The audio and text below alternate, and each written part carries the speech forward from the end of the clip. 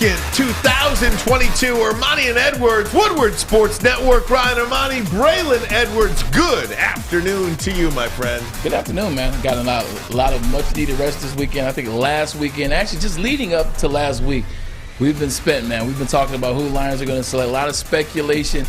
It's finally over, man. The draft is over. It is in the books. The Detroit Lions, they don't take Malik Willis, but they have an A- to A+ grade. I'm good, man. I'm ready to talk about it. You know, it's one of those things, too, where it is thinking about this NFL draft for a sports fan is so emotionally taxing on you. Trying to figure out how your team can get good quickly, and that's not so easy to do. We all believe that Brad Holmes had a pretty decent draft, to say the least. There are some different grades out there and such, and we'll get there momentarily. But first, we say good afternoon to the great Tom Mazawey. Hey, guys. Hey, welcome back. It's NFL Draft Monday. Here we are. Like you said, Braylon, A+, A-, A's, they're all over the board. You know, that's good. We won the paper. We're the paper Lions. Hopefully these guys are going to turn out good. I wish they took a quarterback somewhere in this draft. They didn't. They obviously have a plan. Hey, Baker Mayfield's still out there. You've been thinking about that. A couple of show notes, and then we'll get into it. Dave Burkett, Lions writer, Freak.com, will join us top of hour number 2. So 1 hour from now, we'll talk to Dave Burkett. We will also take some calls later today. I'll give the number out at some point when we are about to do that. But first, Braylon, your big picture look at the Lions and their 8 picks as a whole says to you what? If you notice what they did in the draft, one, they did not attack the quarterback position. So what that tells me, they might be a little bit more comfortable with Jared Goff than I think most people think. Neil Rule has said this a million times, so I got to give him the credit for it. Don't be scared and don't be nervous if the Detroit Lions choose to put an extension out there for Jared Goff after the season. But big picture, looking at this draft, they went after leadership and they went after ball players. Last year, they finished 30th in sacks and they finished 28th in interceptions. You look this year, they go in the draft, they get Chase Lucas, the guy that had interceptions, 6 foot, 185, Arizona State at the end of the draft. You look at the leadership position. They talk about being a leader for the Detroit Lions, this new identity, this new team that they're trying to form. I can't think of a leader. I can't point to a leader. I can't peg a leader. But now you draft Aiden Hutchinson. I saw how Aiden Hutchinson led at Michigan. You draft Kirby Joseph. I saw he was the leader at Illinois. I saw he was the leader in that secondary for Illinois. You even look at Josh Pascal at Kentucky. 3-time captain at Kentucky. What I'm noticing is leader after leader after leader after leader is the direction they went after a lot of leaders. I believe only one of the 8 picks was not a captain at their school. So that was, I do think that plays a big part in who Brad Holmes was drafting, not just the position, but the type of player he wanted in that facility in Allen Park. Now, also, what you saw is that they want to get after that quarterback. That is what I was preaching the whole time leading up to last Thursday. You want to get after the quarterback. You got to get your rush in, and hell, you know what? Double back at it, and guess what they did? They get their rush in, and Aiden Hutchinson, number 2 overall, the number 1 graded defensive player in the draft. They get Aiden Hutchinson. They turn around. They move up to get Jamison Williams. You got to have one of those type of wide receivers. You just do nowadays in today's game. If he wasn't injured, would have had the fastest 40 at the combine. Alabama wide receiver, can run all the routes. He's going to be next in line with that Justin Jefferson, that Jamar Chase, like we talked about Friday. Double back. Here we are, pick number 46. James Pascal. A lot of people weren't happy. I was surprised by that. A lot of people weren't happy with that pick, especially a lot of people that are warning still maybe Malik Willis maybe having that pick right there. But James Pascal's a guy, 3-year letterman at Kentucky. Usually you say Kentucky and people think bad. Kentucky's been a pretty good football team in the past 5 years. Last year they were even tied for second in the SEC at one point, mid to end of the year. I'm not talking about early on in the year. Year before that they played well. They played good as well. 3-time captain on that team, really good defense, gets to the quarterback, physical guy, beats the double team. That's another rush-in guy for yourself. And then obviously Malcolm Rodriguez, who's a linebacker that gets to the ball, whether it's a forced fumble, whether it's an interception, whether it's a fumble recovery. He gets to the ball. So you see what they were doing in the draft. And he'll be a good special teams guy, too. Yeah. At least that's what we think. Tom Mazawey, heavy emphasis on defense. 6 of the 8 picks for Brad Holmes in year 2 were And last year. Yeah, and we're defensive players. So this is a situation of heavy emphasis for Brad Holmes. No doubt about it, man. Like Braylon's been saying, like we all been saying, they're one of the lowest ranked defenses in the last couple of years. They really don't have that guy yet. Hopefully they have him now, and Hutchinson and Pascal. But they didn't go after the linebacker till late in this one. And hopefully this guy's going to turn out to be good. A dog, they call him. Well, Pascal is, if you watch him, some of the highlights, I mean, really darn good player. So it's hard to argue with. But, I mean, you're talking to Hutchinson and Pascal. You're talking a couple of game changers. Hutchinson better be a game changer. Hutchinson better be a game wrecker if you're getting him at number 2. Jamison Williams at 12. That's somebody on the offensive side of the ball that you expect to be just an extremely important factor for the Detroit Lions. He absolutely better be for Brad Holmes and Dan Campbell and this Detroit Lions team. So you're looking at 2 potentially game-changing players, game wreckers, as we call them, for the Detroit Lions in this draft. If that comes to fruition, you really did a nice job. I think another thing you're looking at getting depth at the defensive position, all defensive positions. Last year, the Detroit Lions were bitten by the injury bug, much like the Baltimore Ravens were. And, we'll get to that draft that they had. Ravens had a really good draft as well.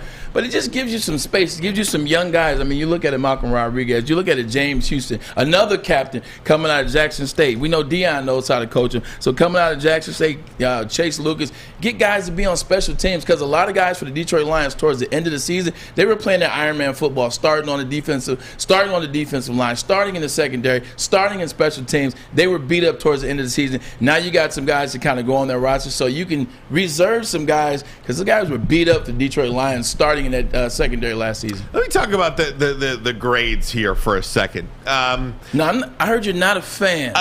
First of all, who the hell are all we, by the way? I loathe grades. Yeah. Now, in no way, shape, or form will I give you a grade for the Detroit Lions draft. Nobody is making me do it. Right. And unless I'm being forced to give you a grade by my boss, which I have yet to get any correspondence on that I absolutely have to give a grade, I'm refraining from giving a freaking grade.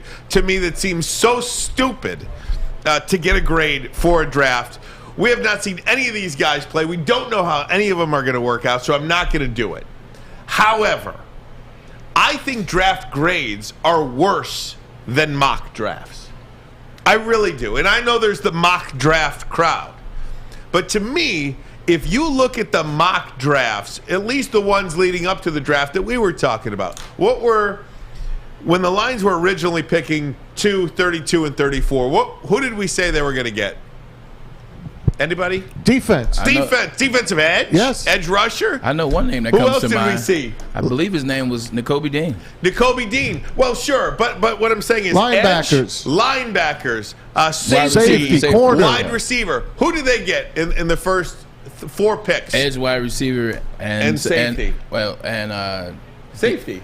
Yes. First 4 picks. 2 edge, a wide receiver, and a safety. Every single one of the mock drafts that we kind of Josh Pascal, they got rush in, then safety. Sure, but what I'm saying is they doubled up on the edge rusher. They still attacked the wide receiver and the safety position. Aggressively. Yeah. So while the player may not have been accurate, and for most of the mock drafts they did have Aiden Hutchinson number 2, well, the player may have been accurate.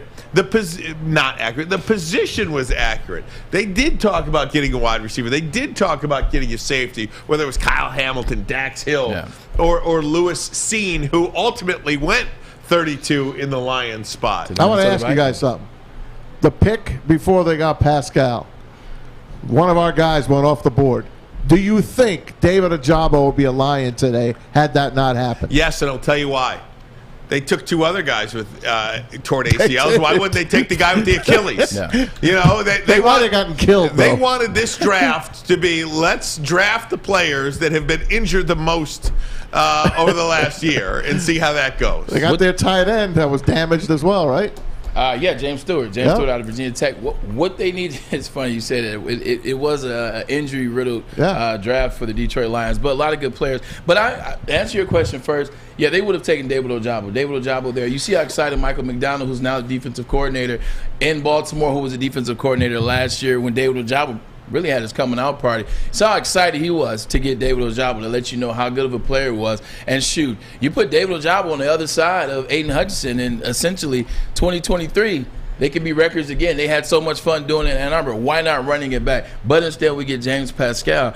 The interesting thing is, I'm going to tell you like this, Kevin Baston have his work cut out for him. Kevin Baston is the head trainer for the Detroit Lions. I need you to get with Jameson Williams right now. I need you guys to get a schedule. I need you guys to figure out what's going on. We know he tore his ACL January 10th in the national championship game. We know we're currently at, May 2nd? Got to get it going. This is a crucial time in terms of his rehab process, in terms of getting him going in November or December, or wherever you see him trying to implement himself as the season is going. This is a crucial time. So, Kevin Baston, head trainer of Detroit Lions, I need you to get with Jameson Williams right now. This is a crucial time for you guys to get a schedule. I got a message for everybody kind of knocking us still for the Malik Willis situation. Right. I'm going to make a comparison to you coming up, and you're going to maybe eat your words, maybe you won't, but these are all, at the end of the day, sports opinions. And again, my opinion is that Malik Willis is going to be good. I think it was a mistake for this franchise, for this organization, not to draft an arm with any of their 8 picks. Not even addressing it really in the undrafted free agent category. I don't know what happens to this football team if Jared Goff goes down, because I watched those 2 backup quarterbacks play last year, and I got news for you. It wasn't pretty. And I don't care who's playing on their offensive line, what skill position players they have. If Jared Goff goes down, this team is done. Season over. Why you wouldn't address that in this draft is beyond me. No, I agree. I saw a lot of different grades. I saw a lot of different grades as we talk about what you do not like. A lot of different grades for the Detroit Lions.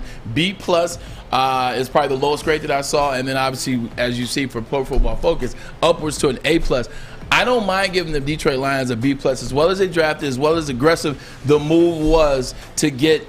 To move up to get Jameson Williams. I love that move, but you didn't address what could be your number one concern, which is quarterback. You did not address that, and then also you didn't address the linebacker position. So if somebody wanted to give them a B+, I'm fine with that. The only reason I stay at A- is because next year, guess what you still have? That was one thing I was hoping that Brad Holmes would stay having as we get into 2023. They still got 2 first-round picks next year.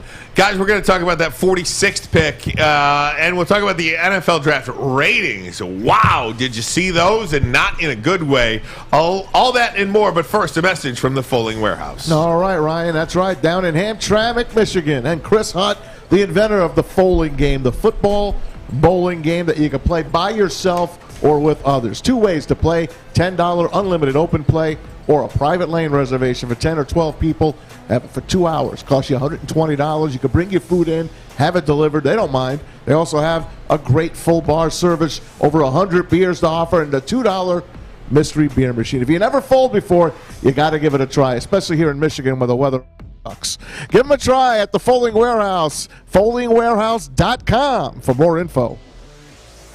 Cintron is the official energy drink of the Red Wings, proud partners of the Detroit Pistons, and exclusively served at Little Caesars Arena. If you're looking for premium ingredients, long-lasting energy, balanced hydration, essential vitamins, and great taste, Cintron is your top choice.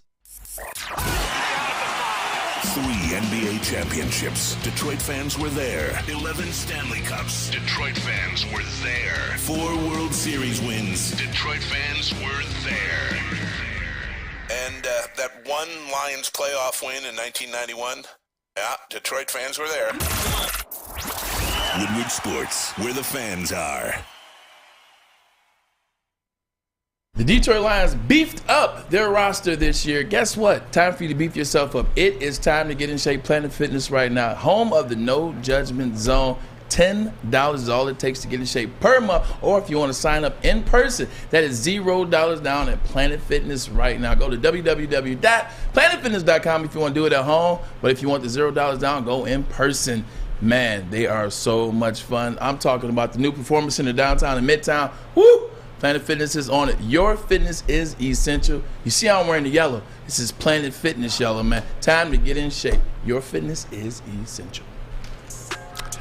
Guys, if you're watching on Facebook or Twitter, we're going to send you exclusively over to YouTube right now. Just go to the Woodward Sports page on YouTube, and you can watch us live as we go through 4 p.m. Eastern Time. Afterwards, of course, that show will be up, and you can watch it anytime you'd like.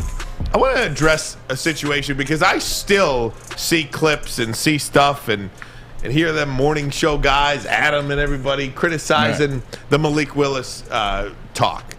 I love Malik Willis. I'm going to make not going to apologize for it. For everybody knocking me about Malik Willis, and Maz, you too. I mean, Maz, you're getting hammered. Our own guys even. Screw you, number one. Yeah. And number two, where's your guy? What happened to your guy, Nakobe Dean? You got any explanation for Nakobe Dean? Yeah, everybody wanted Nakobe Dean. This draft is full of just good players. Why not take Nakobe Dean at 2? Well, certainly you got to trade back to 14, 15, 16, and maybe you can get Nakobe Dean there. Right. Hell, at 32, why don't you go get Nakobe Dean at the end of the first round? Dude went in the 3rd round. What happened to your guy? Yeah, big thing about Malik Willis, that was more so a you and Maz thing. I for a brief moment, I was in on that, but I just ultimately looked at the film. I ultimately kind of got a feel that, I hadn't seen enough for this guy to be the number 2 overall taking player, and then you build a franchise around this guy. So then that's why I started in on that. So I still stand by that, and I think you saw that. I still think he's a very good player. I think there's tremendous upside, and it takes the right system. And you look where he got drafted to. He gets drafted to the Tennessee Titans. Nobody's locked or sold on Ryan Tannehill. I'm not a big Ryan Tannehill fan. You draft to Derrick Henry. You draft Hassan Haskins, who's essentially a Derrick Henry-esque type running back. In the 4th round, good spot for him with Treylon Burks to get his footing. Good offensive line. Not a bad spot at all. But for the Nakobe Dean thing, where'd he go? Where'd he go? And a lot of people were high on him. They wanted you to move up. They wanted you to move back. They wanted you to make a lot of moves to get him. But they didn't do any of that. Guess what? They weren't the only one. No other team did that as well. So kudos to you for standing your ground on that. But I also have a different mind when it comes to players like this. When you have the injury players, yes, he's had some injuries in his career. But what I saw against Michigan, what I saw against Alabama twice over, the guy's a hell of a player. I remember coming out in 2005. Thomas Davis was the guy. 2 ACL injuries, coming out of Georgia. Safety, moved him to linebacker, had a hell of a career. There's one more instance. There was a guy named Frank Gore. Frank Gore had ACL injuries, didn't play as much at University of Miami as he would have. Hell, if he never gets hurt, there is no Willis McGahee. There is no Jared Payton. There is none of those guys. That's why your boy, what's his name? Calvin Johnson's probably not a Lion if Willis McGahee doesn't get hurt in that bowl game. Very true.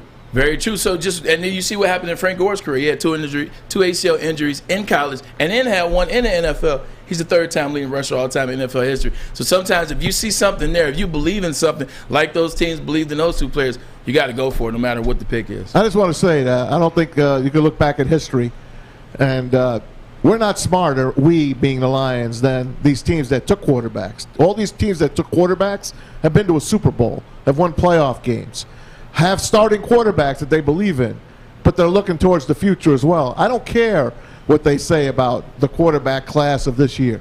There's many people that are smarter than anyone here on YouTube, smarter than me, smarter than anybody, that keeps saying, take your quarterback. They didn't even take a freaking quarterback in the undrafted free agent pool. People here are saying they did. They didn't. No quarterback was taken by the Detroit Lions. So you have Jared Goff, Tim Boyle, and what's his name? David Blau. David Blau. That's your quarterbacks. Yeah. Enjoy them. And you just hope that nothing happens to Goff, and that's really the situation. Because if you are competing for a playoff berth, heaven forbid, down the line, and Goff goes down for 2 to 4 weeks later in the season, or hell 2 to 3 weeks, or hell 1 week, and you just need your backup quarterback to win one game, I'm sorry, neither of these guys have proven in the league that they can do that for you. I watched the games last year. I saw them play. They suck. They're terrible. Belichick took a quarterback. He has a number in the one draft pick. freaking round. He has a number one draft pick. Now go ahead and tell me that Belichick doesn't know how to draft. Okay, that's great. They got to knock him for something. His draft sucked. He can't draft anybody. I'll take Belichick over you idiots. It's just so incredible to me. I got this guy on YouTube. Just admit you were wrong. Admit you were wrong. I'm not admitting I was wrong because I have not seen Malik Willis play for the Tennessee Titans yet. If he gets into the NFL and he sucks and he can't play, then I'll admit I was wrong. But I think the kid can play. And forget about Willis. Yeah, you had an opportunity to take Howell and Ritter. Corral. Zappy. Right. All these guys. And sign this undrafted Carson Strong. Sign him in an undrafted. Bring him in. No, we're smarter than the Eagles. We're smarter than them. Why can't you bring him in? I just don't get it. Because, again, Braylon, I'm not trying to make this a big deal, but it is a big deal. Right. Goff can't play 17 games. He just hasn't been able to do it. Certainly lately, over the last couple of years, he has not played a full season. If you are trying to compete for a playoff berth, you have to upgrade the backup quarterback position because neither of these two guys can play. Neither of them. You know who's available? Nick Foles is available too now. And he sucks too. I'll take him though. No, but he sucks now too. Super Bowl MVP. Yeah, I mean, I understand that. I know you want to draft a guy. I know you want to draft. And we had opportunities to draft guys. A lot of these guys that we're taking, they were drafted after the Lions picked, at 36. And I understand that still a lot of time. There's still a lot of time between this process right now. Right now, you're literally May 2nd. Training camp doesn't start till beginning of August, end of July. Then the season starts in beginning of September. So there's still time to find a guy to fill off a roster. There's still time to find a guy who's waiting in the wings. So, I mean, I guess you got to give them a second. I'm just happy that they went all in on defense. They needed a defense. That defense was bad last year. They went in on defense. You see they get Josh Pascal. You see they get Aiden Hutchinson. You see they get Kirby Smart. So I'm excited.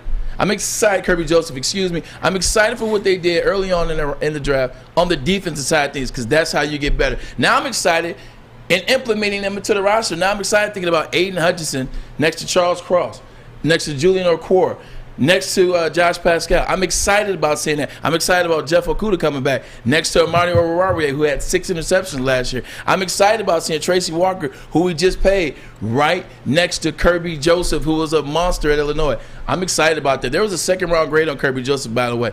Second-round grade on him, and we got him in the third round, pick 96. So I'm excited about that. And, Jared Goff, he's got enough offensive weapons, and you keep talking about how good the offensive line is. Shit, let's find out. And this draft was about Jared Goff and putting him in the best position to succeed. But look, last year he missed 3 games, okay? 3 games, if your team is trying to compete for a playoff berth, is a big freaking deal. We never seemed to have a problem with it because Matt Stafford was playing 16 games every year. I think Matt Stafford played every game for like 10 years in a row or something ridiculous like that. How many of those games does Jared Goff miss if we're competing for something? I don't know. Just a question. Yeah. I actually don't know either. What about the year before when they were competing at the end of the year and then he had to miss the playoff game? He said they chose, I forgot the guy's name that they had start the playoff game. He ultimately came in to relieve him. But I don't know. I mean, so we've seen him not be able to play for the Rams 2 years ago in 2020 when the season was on the line, essentially. I just think what you're saying in the NFL, you're seeing this new wave. And so you look what Broncos did. You look what the Tampa Bay did. Look, you're getting a quarterback. You look at what the Colts are trying to do. Look at what the Commanders are trying to do. You're setting everything up in front of you. You see how they're doing in the draft. They drafted defense. They let you know what they wanted. They went aggressive. Got Jameson Williams at the number 2 pick. Now you look at what that offensive talent could be for Jared Goff. You look at the backfield. You look at the offensive line. You look at the wide receivers, Quintez Cephas, Amon-Ra St. Brown. Now you have Chark. Now you have Jameson Williams coming in. You look at that mixed in. James Stewart, the tight end. Now you can't get T.J. Hawkins so beat up all year long. You see how that's playing out. Now you get your guy. You go out and trade for him in 2024, 2023. You go trade for your guy. I just think that's how they're building. They're not trying to draft the guy in the draft. They're trying to go out and pull a Russell Wilson. So, yeah, I mean, look, a lot of this focus is on Jared Goff today because they put him in a position. Matt Stafford, and Matt Stafford. Matt Stafford. Yeah, I mean, look, defensively. Brad Holmes was there. They are there to put Jared Goff in a good position. Offensively, you got a game changer. Perhaps if healthy, the offensive rookie of the year. He potentially has that ability. He does. So we'll see what happens with Jared Goff. I do want to talk about what is wrong with the draft. Is the draft broken? We have seen a huge decline in viewership for the draft. I want to get your take on that. We'll do that. Dave Burkett coming up in about 30 minutes from now. But first, a message from Les Stanford Chevrolet Cadillac. It is no secret that new cars are hard to come by, but they are available at Les Stanford. You've got to make a plan, though. Allocation coming in for lease or purchase of new vehicles. Les Stanford has also 350 pre-owned cars on their lot right now. All makes, all models, all years. Some with less than 500 miles on them, so they're like new. For more, visit LesStanford.com. LesStanford.com. Fine. New road. We'll be right back. 6 dark corners, a driveway and a patio, 5 windows that could become doors. Every house has unique security challenges. Guardian Alarm has more tech, more team, and more ways to help keep them all safe. Get a professionally designed and installed security and smart home system from Guardian Alarm. Sign up today and get a free video device. Guardian Alarm. Smart, right from the start. Call 1-800-STAY-OUT. Make sure you download the Woodward Sports app in the App Store and the Google Play Store today. Take Woodward Sports with you wherever you go and listen live on your phone or mobile device.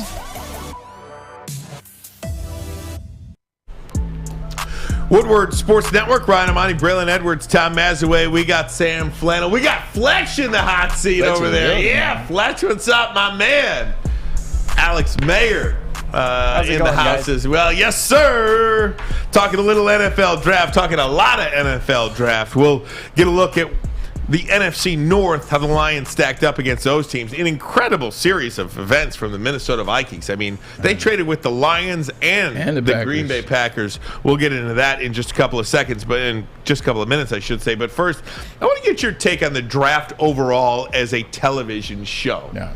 Because the first round ratings, shockingly to me, plummeted 20%.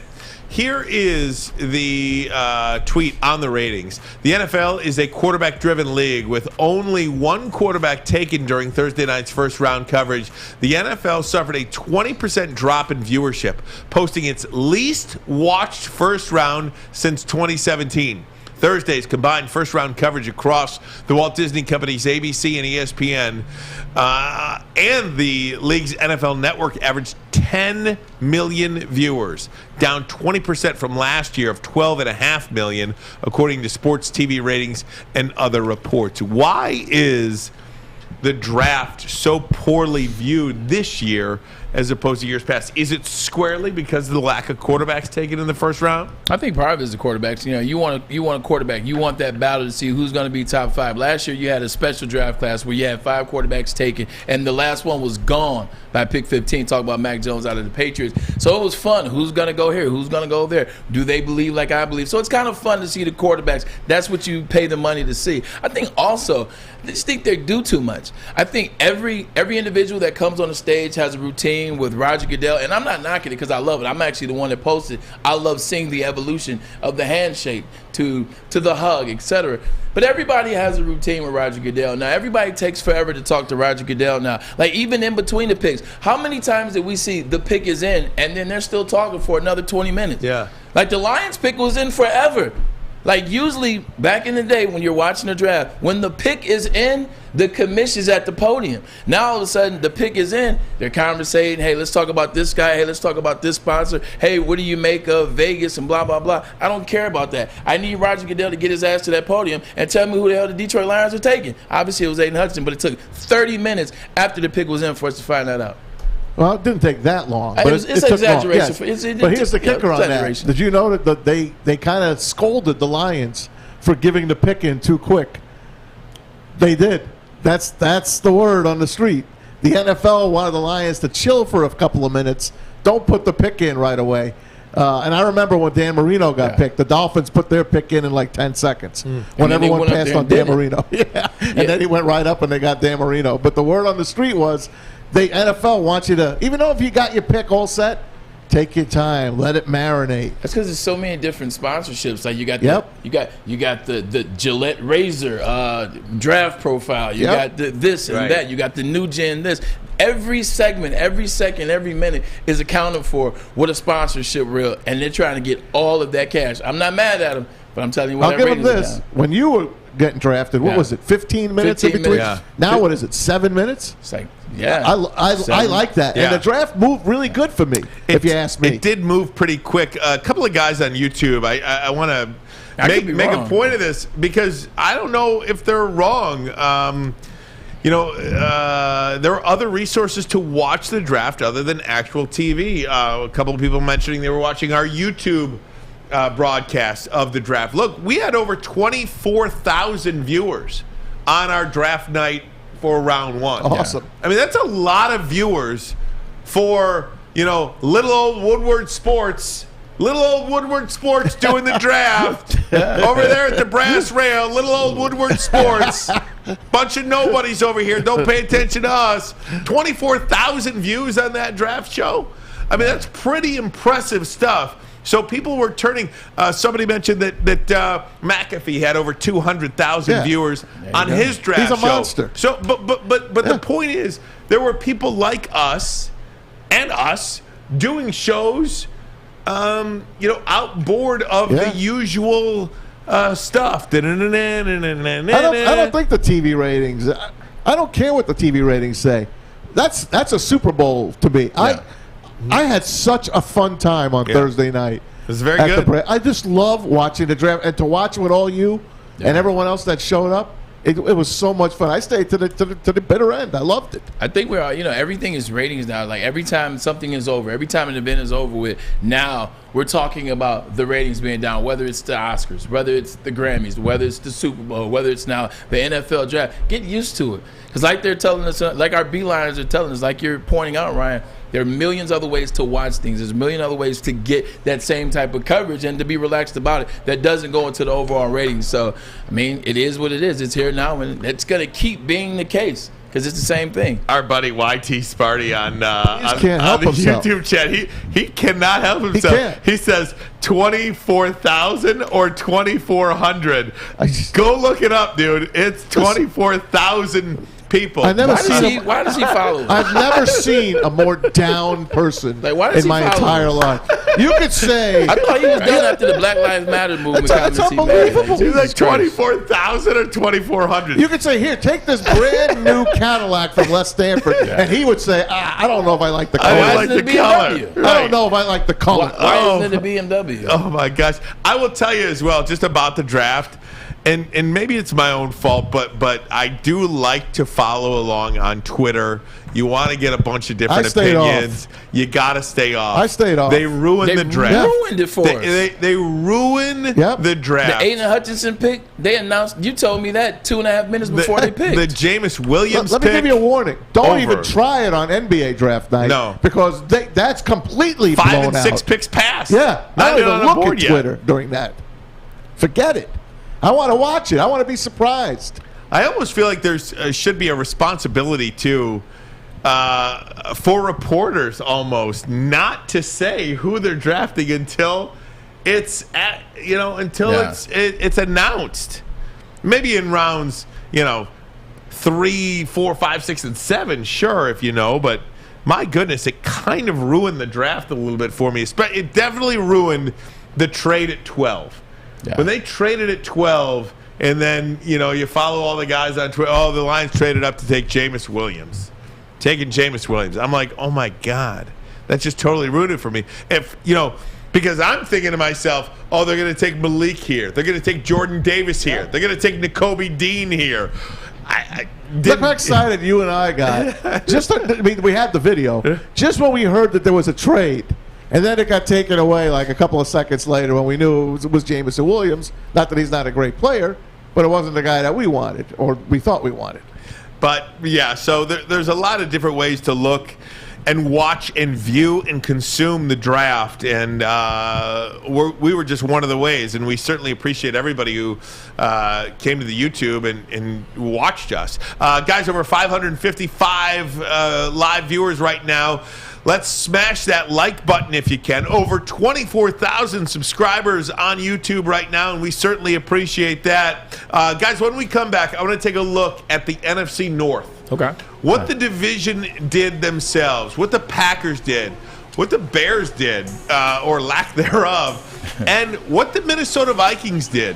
A lot of people criticizing the new general manager there, the first-year GM, trading with the Lions, trading with the Packers. Green Bay Packers, and basically giving them, each team, the weapons that they want on the outside in terms of receiver.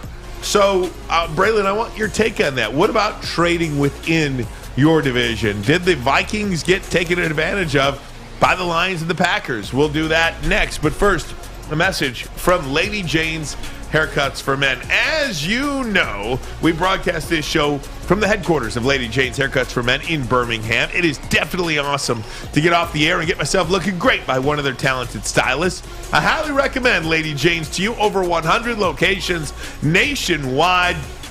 Walk in 7 days a week, 10 a.m. to 8 p.m. They'll treat you like a king. All you got to do, walk in, sign in, sit down, and before you know it, you are handsome and clean. Ooh-wee! Get to Lady Jane 7 days a week, 10 to 8. Walk in anytime. It's wicked awesome. Wicked. It took exploring 50 different formulas and hosting countless taste tests, but we believe Gypsy Vodka is the smoothest vodka on the market. Don't believe us? Ask the owners. We're Mike and Adam Kazanowski with High Five Spirits Distillery. We're in close to about 1,200 locations throughout Michigan. We wanted to create a brand that was geared more towards freedom, love, adventure, and at the end of the day, we really wanted to tell a story that inspired other people to take risks, follow their dreams, whatever that might be. The official sticker partner of Woodward Sports. When it comes to stickers and signage, think Sticker Genius. We support this local Detroit business, and we are excited to show you our latest project, the Planet Fitness Studio from Sticker Genius. If you need custom stickers, wall graphics, window graphics, and plenty more, reach out to our friends at Sticker Genius. We at Woodward Sports couldn't be any happier with the service they provided us. They were quick, easy to deal with, and super professional. Head to stickergenius.com today. Hey gang, welcome back. Woodward Sports Network. If you're watching on YouTube, go ahead and smash that like button. We're going to talk to Dave Burkett coming up at 3 o'clock. If you are not watching live, that would be about 23 minutes from now. So we'll get Burkett on the line. Wrote 2 really great columns today, or articles, whatever the verbiage is on that, talking about this trade with Minnesota, how that all went down, and then he gave the Lions draft, Brad Holmes, the highest draft grade he's ever given. Doesn't like grades, forced to give a grade. But he gave them a high mark, so that's pretty darn good. So we'll get Dave Burkett's perspective on that coming up. But I wanted to first talk about what the NFC North did in this draft. And you can't talk about the NFC North without first bringing up the Minnesota Vikings and their trades, Braylon. I think a lot of people were shocked that Minnesota allowed Detroit to trade up to get the player that they wanted, knowing they are going to have to play against this wide receiver twice a year. And then they compound that in round 2 and trade with the Packers to let Aaron Rodgers get pretty much the final top receiver left in the draft on their end. Yeah, I talked to Ron Johnson. Ron Johnson played here. We had him on the show, drafted by the Baltimore Ravens 2003, wide receiver out of Detroit, played in Minnesota. Now he works with the Vikings, works with the Golden Gophers as well. I was hitting him up like, man, what are you guys doing? I said, are the Vikings doing something to help the NFC get better because the AFC is so loaded? And I missed out on that. And as you watch the draft unfold for the Minnesota Vikings didn't want anything at 12. They didn't need to pick at 12. They moved back with the Detroit Lions, didn't know who the Lions were taking at that time, not scared of the Lions at all, and nor were they scared of the Green Bay Packers by giving them Christian Watson. I'll tell you why in a second. But if you look at the Vikings draft, they got exactly what they wanted. They went in the direction they wanted to go in.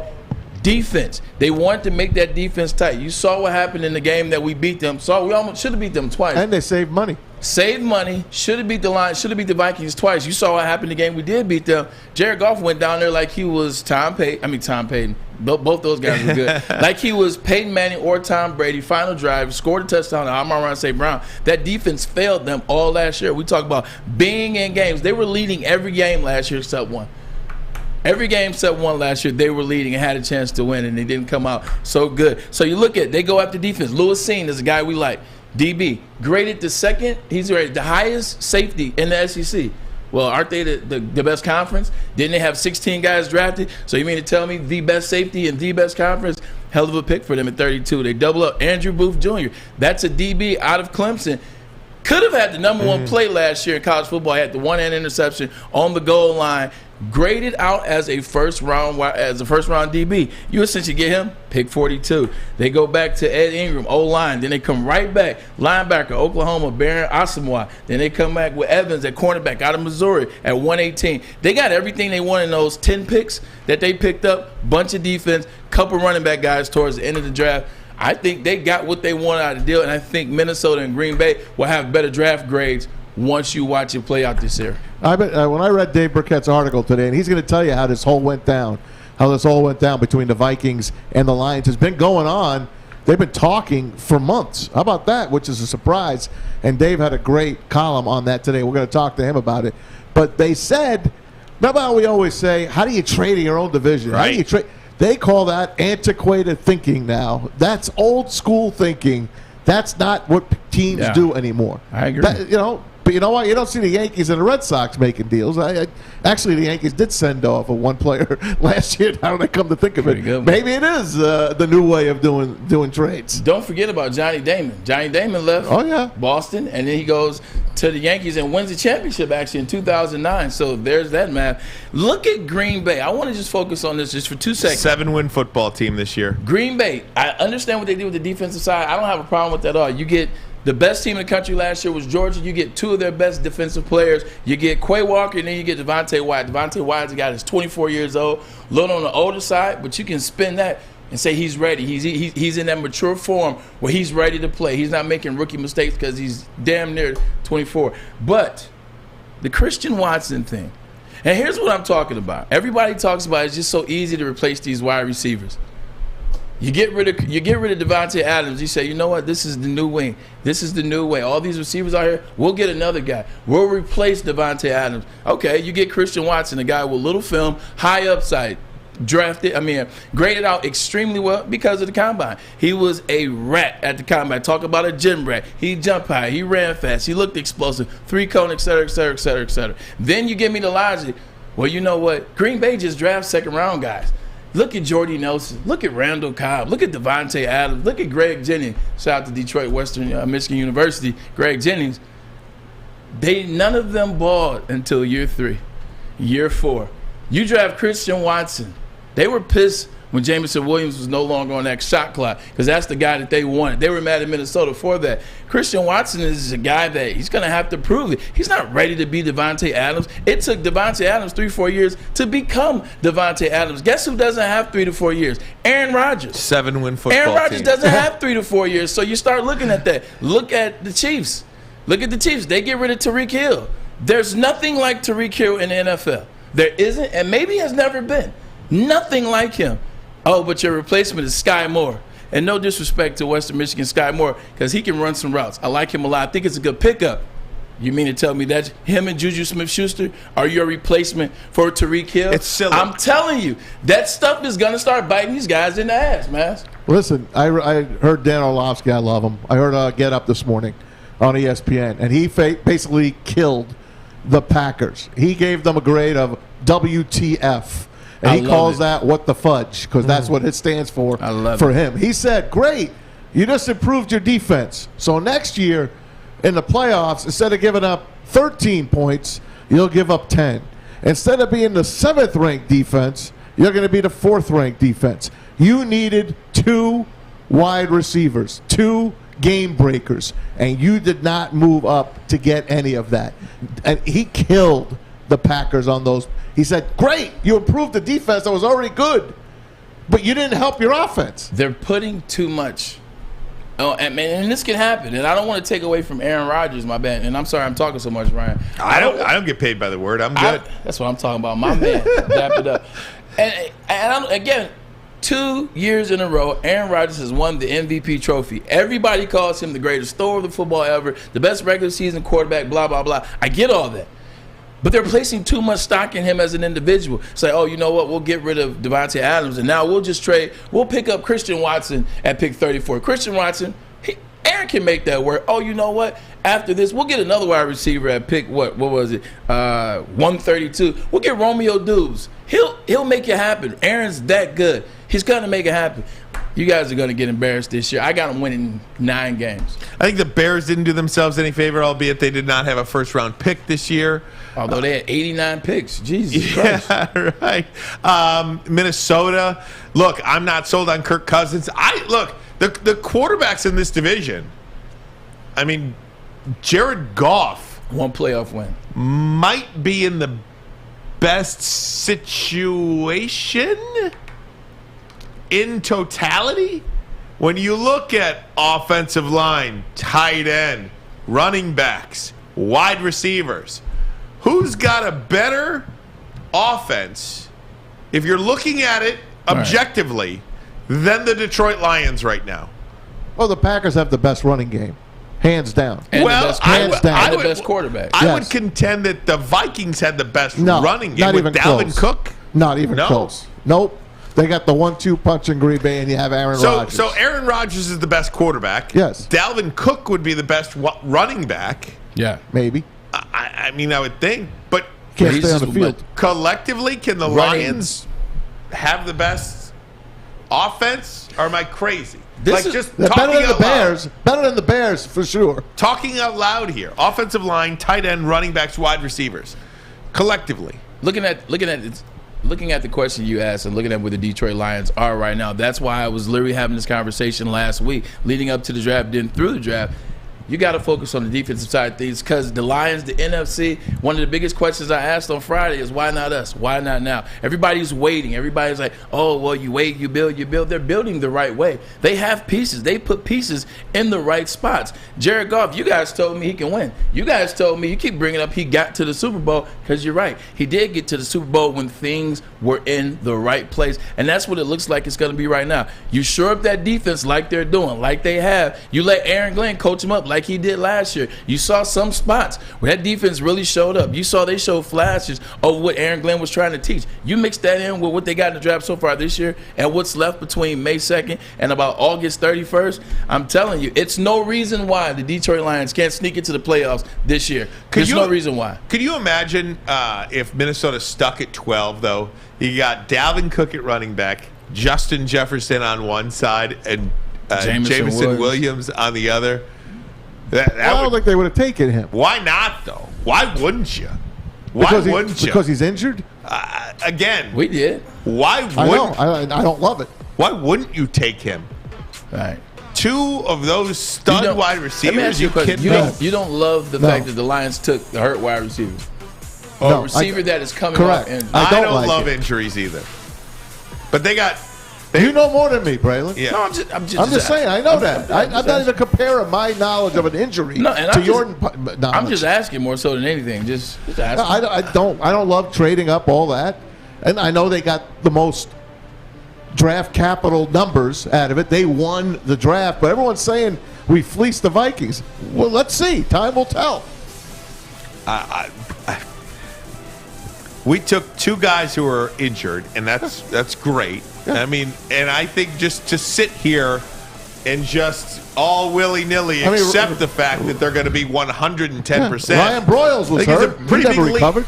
Yeah, but one of the guys, let's put a pause in there. You took 2 guys. You didn't take guys at first round, second round that were injured. You took a guy 177, a backup tight end who's going to come in, and when he's healthy now. This organization believes the backup tight end position is more important than the freaking backup quarterback position. You know why? Well, maybe they don't want to pay Hawk next year. But here's also the thing. You guys give Brad Holmes credit, which I have too. I've been optimistic. You talk about trusting the picks he made. Hell, it's not hard to trust Jameson Williams and Aiden Hutchinson. Those are some good picks. Not hard to trust. Why not give him that respect and give him trust? Like, you know what? Maybe he's on to something by keeping Jared Goff. Maybe he sees something. Maybe there's a move in the wings waiting between now. It's still so much time between May and August. He's not trying to pick bad players. Exactly. I get it. So I understand it. So you're not going to pick him in the first round. You're not going to get the fifth-year option. What sense does it make to take a quarterback that you don't believe in? I mean, because Mike Tannenbaum told us to. I can't believe you signed 2 quarterbacks that you have already seen that can't win games for you. But what I keep trying to tell you, Ryan, you guys don't understand. Just like I told you about the Calvin Ridley situation, Calvin Ridley's not sitting out this whole season. He will appeal, and it won't be a whole season. Same thing with the Detroit Lions. They aren't paying Blau nor TB12 anything. They can walk away from those deals. What's one, $2 million, one's $3 million? They could cut both those guys. And would it be dead cap space? $100,000? They can walk away from both of those moves. Trust me, I've seen it happen. Okay. I've seen vested players get cut during training camp. Guys, we can take a couple of phone calls next before we get to Burkett, top of the hour if you want. 313-552-6322. 313-552-6322. If you want to jump in, attack anything we've said, agree, disagree, what say you about Brad Holmes? And how do you address? Are you comfortable with the fact that this organization has put so much stock into Jared Goff being this franchise's quarterback for 2022 and seemingly years ahead? We'll take a look at that. Feel free to give us a call. We'll get to Dave Burkett, top of the hour as well. But first, a message from Chili Peppers Tanning. That's right. Join the Pepper Club at Chili Peppers Tanning. You'll get all the best deals, and they will beat all competitors by $5. Chili Peppers has the hottest bulbs, the hottest deals, the darkest tans. Your vitamin D headquarters. Check them out. 26 locations. More on the way. One right down the street here on Woodward. ChiliPeppersTanning.com. Hi, my diamonds. It's Crystal with an X. You want to get hot and perfect like me? Here's my super easy routine. Drink at least a gallon of water before you wake up. Attach a weight to everything in your house. Hello? Sell your car and just sprint everywhere. Scream when you exhale. Don't follow Crystal with an X. Do your own thing at Planet Fitness with tons of equipment and free fitness training in our clean and spacious clubs. Join now for just $10 a month and cancel anytime. We don't like to brag that we are the toughest sports network in Detroit, but we do have a guy named Darren McCarty on our side.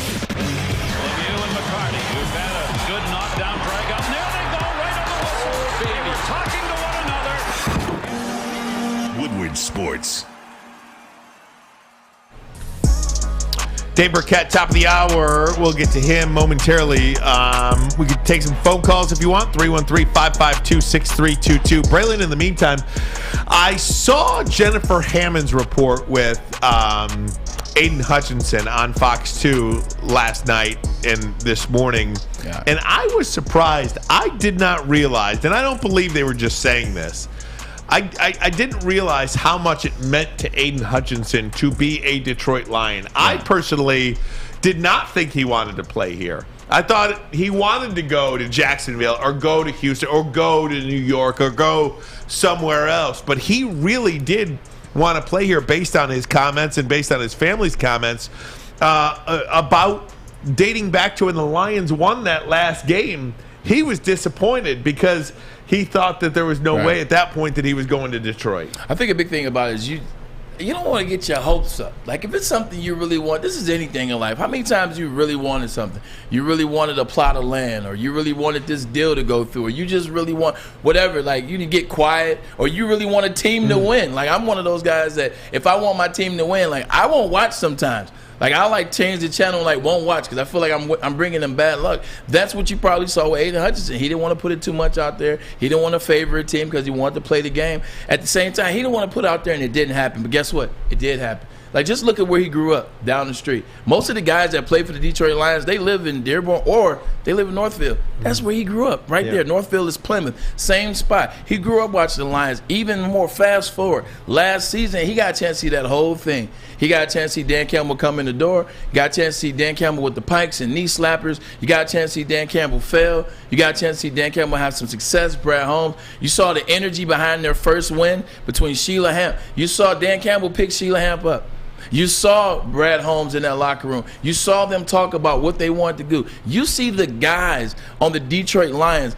Aiden Hutchinson is what do you call it? He is a hard hat and lunch pail type of guy. He is coming to work every day, and that's what the Detroit Lions identity is. All those guys are here already. How important? All those guys are here ready to get this thing cracking already. Aiden's no different. Bray, how important is it, do you think, and you would know this way more than any of us, to have a good family structure for a professional player playing in his hometown? Aiden Hutchinson has a great family structure. You have a great family structure. You would have succeeded here because of your family background if you had to play for the Lions. Have you seen players and teams that you played with that played in their hometown and it either worked out or it didn't work out? Does one jump off the page at you? Or I know I'm asking you on the spot right now, but do you think of anybody like that? Hell, even to play in your own backyard at Michigan had to be a little challenging. Yeah, I mean, I think you're seeing that with Aiden Hutchinson. His family's from here. He has a great structure.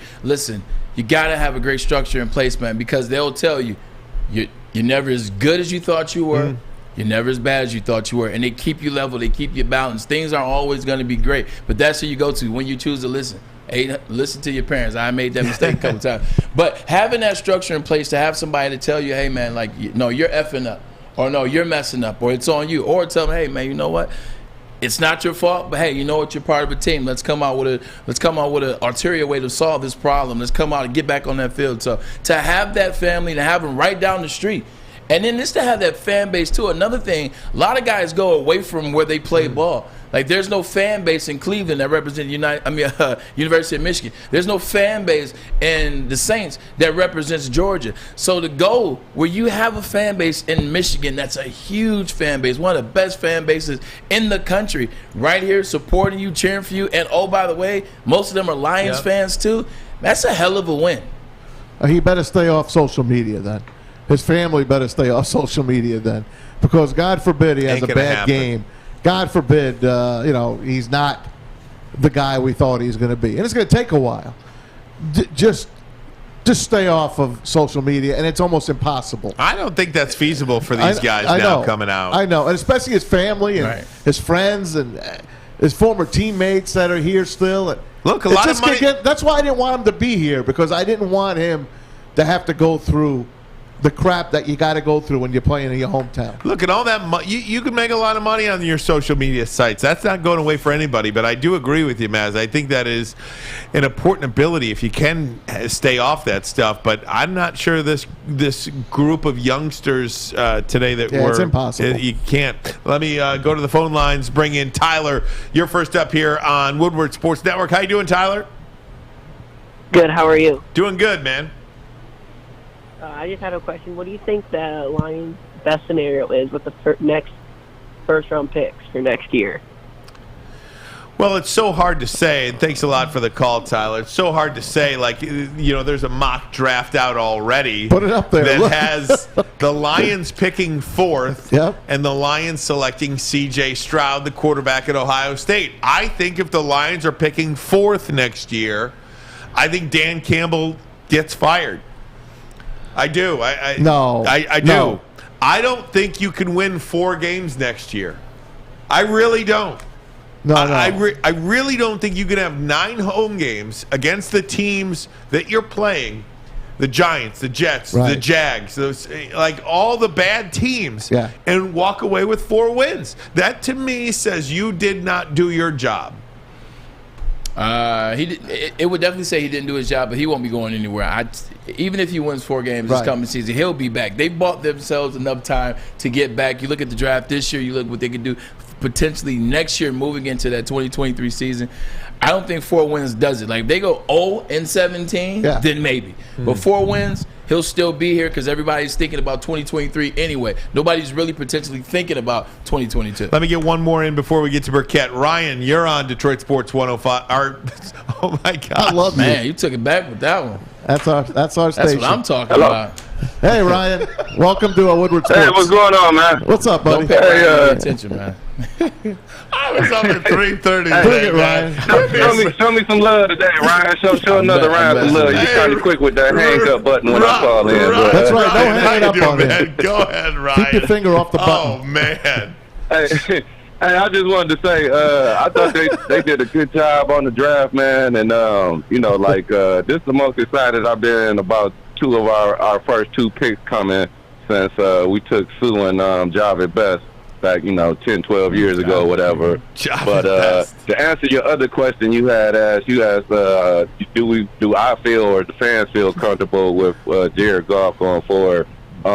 Personally, I feel comfortable, the situation is, like, as long as they don't sign him to a long-term contract until he prove it, I don't mind, because, like, anybody that's, like, fair can't say that last year that, with the weapons he had and the team around him, like, what do you really expect him to do or whatever? It was like, like any other quarterback, if you had them in that situation, you'd have been like, well, look at who we got around him. So, same way with him. I don't think he's the world savior, but I think a lot of quarterbacks, it's about who's around them. Like, I wasn't the biggest fan of Kurt Warner. I don't think when I watched him, I wasn't like, oh, I'm looking at the greatest quarterback ever. But when he was with the Rams, he had Isaac Bruce, Torrey Hope, Marshall Falk. He looked great. Then he went to the Giants. He didn't look that good. Yeah. Then when he went to Arizona, he had Anquan Bolden, Larry Fitzgerald, and Edgerrin James. He looked good again. So it's all about the team you got around, guys. You feel good So I about just it, wanted to though? say that. All right, Ryan. Hey, thanks so much, man. I appreciate the call. Look, Matthew Stafford was here for 12 years, didn't win one playoff game. You get him around the Aaron Donald and Jalen Ramsey and Von Miller. Yeah. The rest is history. Odell Beckham Jr., Cooper Kupp. Come on. These guys are already busting my balls about next year's mock draft. Like, Mads, who'd you have there at 4? I'm surprised they're not busting my balls. I mean, you've seen teams in worse situations. Let me look what the Denver Broncos have been trying to look for in the last couple of years for a quarterback since Peyton Manning left after that Super Bowl. They've been struggling. You look at Carolina. Carolina was in the dumpster fire this year. I mean, they legitimately were paying their backup quarterback, or they were paying Cam Newton. They were playing 2 guys in front of him on the same team. They were supposed to replace him. Now he's on that team as well. Like, there are worse situations. At least with a guy in Jared Goff, when he has the talent around him, you've seen enough. So with that, build the defense as they're doing. I like what they're doing. Jared Goff, hey, man, look. It's it's right there. Yes, Whatever it you is. want to be, Jared, it's right there in front of you. All right, guys, we're going to take a pause. When we come back, we'll talk to Dave Burkett, Lions writer for the Detroit Free Press. We'll get to him next, get his take on the Lions' moves. Ermanni and Edwards. But first, let's talk about Big Boy. That's right. Love Big Boy. The Signature Buffet is back. Did you get there this weekend? Treat yourself every weekend, 8 a.m. to 2 p.m. at your local Big Boy. Enjoy your favorites. 2 kinds of eggs, sausage, bacon, Polish sausage, grits, redskin potatoes, waffles, hot cakes, etc., etc., etc. Get to Big Boy weekdays and weekends, 8 a.m. to 2 p.m. for the Signature Buffet. Of course, weekdays, you got the Big Boy. You got to go there. Get it. Big Boy. At Wingsnob, staying humble's not our forte. We just have better wings. We're back at it again with our crispy golden brown fries and our famous boneless wings. Juicy, tender, hormone-free chicken. Your favorite signature sauces with no bone. Just when you thought Wingsnob couldn't get any better. Order online at wingsnob.com today. Wingsnob. We just have better wings. Get a shot up. This is for the win. All of Detroit's sports teams live on Woodward. All of Detroit's sports coverage lives on Woodward Sports. Driving the best in Detroit sports coverage. The summer of Centron is almost here. And now Centron is available at Kroger's. That's right. You heard me right. Centron has moved from Birmingham Roast and LCA into Kroger's. Shout out to Centron right there. Right now, get 2 Centrons for $4. Centron is a new energy drink with an active lifestyle. Drink it, live it with Centron. Dave Burkett on the phone currently. He will get with us in just a couple of minutes. Very good. So we'll talk to him about the Lions' picks. Look, 6 of 8 picks on defense. There was a clear message that this team was going to try to get better on that side of the football. There was a clear message that the Lions really valued the wide receiver in this draft. Many people believe they got the best wide receiver in this draft. You get 12 interceptions. You have 11 interceptions all of last year. You finished 30th in sacks all of last year. You don't get to the quarterback. You allow teams to extend drives on you. You allow teams in the fourth quarter to wear you down because your offense can't score points. That had to stop. If you look at what the Lions have on offense, they said, you know what, we have enough. We have T.J. Hockenson. We have these wide receivers. We have one of the best offensive lines in football. We have Jamal Williams, who started more games for DeAndre Swift last year because DeAndre Swift was hurt. But when he was there, when he was in shape, when he was healthy, you saw the athletic ability that he has. The jump in the Green Bay game was ridiculous. Now you add Jameson Williams. One player that fast. It turns your offense into something different. Turns your offense into something special. Something that you can watch. Something that you can get behind. Of course you got to go full defense. That's where you're going to stop some teams. That's where you're going to give your offense a chance to be in some of these games. Like you said, they still got a long way to go, but they're doing it the right way. Build that defense up first, but they did address the need of that explosive wide receiver, Jameson Williams. Collectively, you know, we talked about how the Lions, I believe 7 of their 8 picks were captains in college. Yeah. And it just kind of reminds me of what Bart Scott said a couple of days ago. Did you see what Bart Scott said? Can't wait. No. He said, I know Bart. Can't win without guys that have a couple of felons. This is true. Can't win without a guy. Can't win. I'll give you the exact quote. Can't win at all. You have to get some tough guys, and everyone can't be choir boys. When I was with the Ravens, we had to make sure that we had at least 2 people on the team with a couple of felonies just to make sure our street cred was right. When we had to go in these back alleys and have some of these dog fights, sometimes you have to have some people that's not no choir boys. That's why you have a strong locker room to hold them in check. He's 100% right. Look, when I was at Michigan, let's start there. When I was at Michigan, there's guys that we had that they were just about that life. Guys had, different things happen to them as they were growing up in high school. They were raised a certain way. They brought a different level of energy. You got to have guys like that you trust. Guys like that, when your quarterback gets hit a little bit late, they're going after that defensive lineman. They're going after that safety who hit them late. Guys on offense, you got to have the offensive lineman that want to be that guy. Guys on defense, you got to have the aggressive defensive types. Now, don't help the quarterback up. Don't help the other team up. The hell with those guys. You got to have you a couple horses like that in your stable who, they may have some things on their record, but it might not be their fault. That was Ndamukong Suh when he came here. He changed the whole outlook of this team. We all of a sudden became a team you really didn't want to play. Yeah. Especially on defense. You didn't want to see that team come out there. I didn't mind him with Evan Dietrich Smith, with the little kick here and the little push down here. I didn't mind all of that stuff. I really didn't. I like it. And that's the other thing about it. It doesn't necessarily have to be guys that have records. Now, obviously, when they use that language, that rhetoric, they're joking-ish. It doesn't have to be guys with a record. It can be guys like Ndamukong Suh. Ndamukong Suh is one of the most intelligent guys I've met. Yeah. He's one of the most intelligent Lion draft picks ever out of Nebraska. Extremely sharp individual off the field. But when he's on the field, he's ready for that action. He'll step on your face mask and do it. He tried to get Stafford. He said, F you. You saw that. But you need that, though. You don't need people that want to be. You don't need the LeBron Jameses and the Carmelos running around shaking hands and talking about good shot. Man, you bust my ass on that shot. Yeah. The hell with that. You need guys that are looking at guys that are friends like the enemy. You need Lambeer. Yeah. You need the bad boys. I love that freaking team, and I wasn't even in Detroit. Bart Scott says this on an ESPN radio show, Fitz and Freddie. Freddie and Fitzsimmons, I guess, as it were. And so the hosts gave him an opportunity to walk those comments back. And he says, no, he just kept going in. The funniest sign I ever saw in my life was 52 plus 31 equals 10 to 20. It was Ray Lewis and Jamal Lewis equals 10 to 20 years in prison. Oh my God! Terrell Suggs beat a dude with a stop sign coming out of Arizona State. You got to have a couple of guys like that.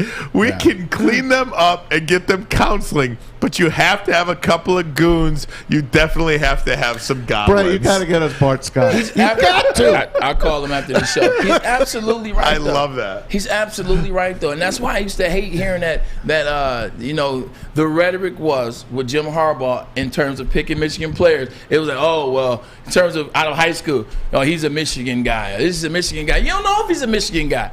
You don't know if he's a Michigan guy. My dad went to Kettering High School, one of the worst public high schools in the history of Detroit. 94 and Van Dyke. You didn't know he was a Michigan guy, but what you did was you brought him in, you taught him the Michigan way. Bo taught him the team. He learned to be there for his teammates. He learned that there's a time and a place for the BS. There's a time and a place for the BS. And then when he was done, he was a Michigan man. Same thing with the NFL. Like, clean them up a little bit and then make them a Detroit Lion type of guy. Fix the stuff off the field, but whatever. Hey, Tony D on YouTube wants us to go over to UDFAs, the undrafted free agents. So let's run them down. I'll start it off here. Kevin Jarvis, Michigan State offensive lineman. Of course, there'd be somebody from Appalachian State on there. Khalil Pimpleton, Central Michigan wide receiver. Demetrius Taylor, App State defensive tackle. Obinna Eze, Texas Christian offensive tackle. Greg Bell, San Diego State running back. Watch out. You like Greg Bell? No. Okay. Corey Sutton, App State wideout. Corey Sutton. Cedric Boswell, Miami of Ohio DB.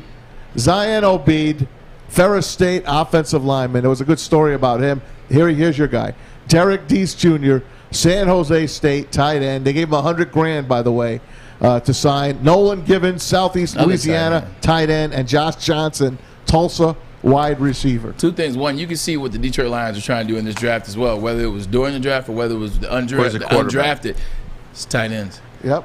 Last year, T.J. Hockenson got his butt whooped at the line of scrimmage because what you do is you put defensive ends on him at the line of scrimmage, you put linebackers on him at the line of scrimmage, and they just beat him up. He can never get into his routes, and you saw it wore on him towards the end of the season. I think he missed 4, 5, 6 games last year. Now you add tight ends to help him in the run game so he doesn't have to necessarily go out there and block and catch. But the pick I like is Josh Johnson. Tulsa was a good... The last one. Look at that. I know. That's why I was waiting for it. Tulsa was a good football team last year. You see the offensive tackle was taken by the Cowboys. Although I don't agree with the pick, I would have taken Tyler Lindenbaum if I would have been the Dallas Cowboys. Nonetheless, they took Smith. He's a good player. They were a good team. Watch out for Joshua Johnson. Somebody on the YouTube chat also says, I like the fact that McCarty and Kosa rolled with Romer.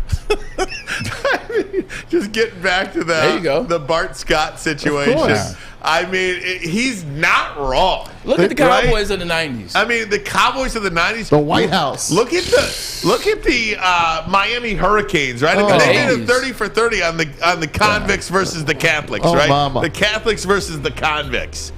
I mean, what? You name a squad. I'm trying to think of a champion that didn't have a. You name a champion, whatever sport is in, and we could tell you who the goons were. We can tell you who did the dirty work. Sometimes it's not even guys that just come in to do the dirty work. Sometimes it's the stars that do the dirty work.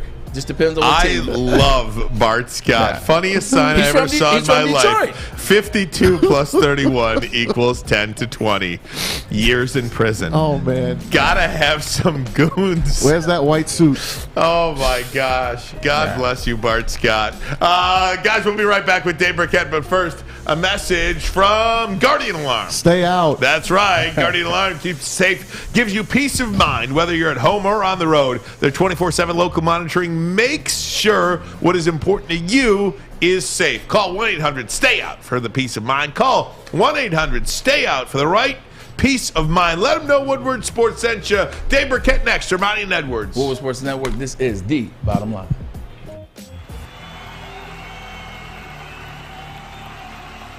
He's going deep, right side. Oh, that is Edwards out there. He goes up in the air at the goal line. Hey, it's Braylon Edwards here, wanting to welcome the sports marketing agency to Woodward Sports Network, to the family. Glad to have you guys. For the last decade, the sports marketing agency has literally leveraged athletes around issues such as mental health and substance abuse. Glad that we can finally start trying to get the stigma off of mental health that's been there for all these years. You have an opinion? Make sure it's seen and heard. Corner, jumper, tweet us, hop on the YouTube chat, slide in the DMS at Woodward Sports on all social media. 3:14.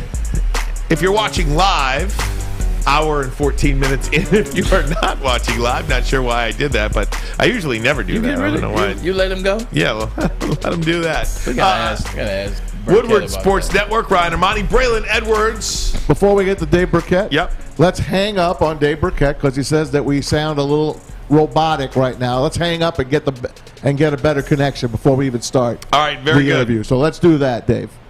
We'll do we that. sound robotic in our conversationing right now? No. Yeah. It's just not right. We're tinny. It's the sound's not right. Hey, if you are watching on YouTube, and we certainly appreciate that, if you could hit that like button for us, let's go over 200 likes by the time this segment is over. Also, subscribe to Woodward Sports. Over 24,000 subscribers on Woodward Sports. And again, we can't thank you guys enough for your participation Thursday night, Friday, Saturday, and a great job by everybody here at Woodward Sports. Adam, Stick, Nick, all these guys who worked over the weekend to provide draft coverage for you right here on Woodward Sports.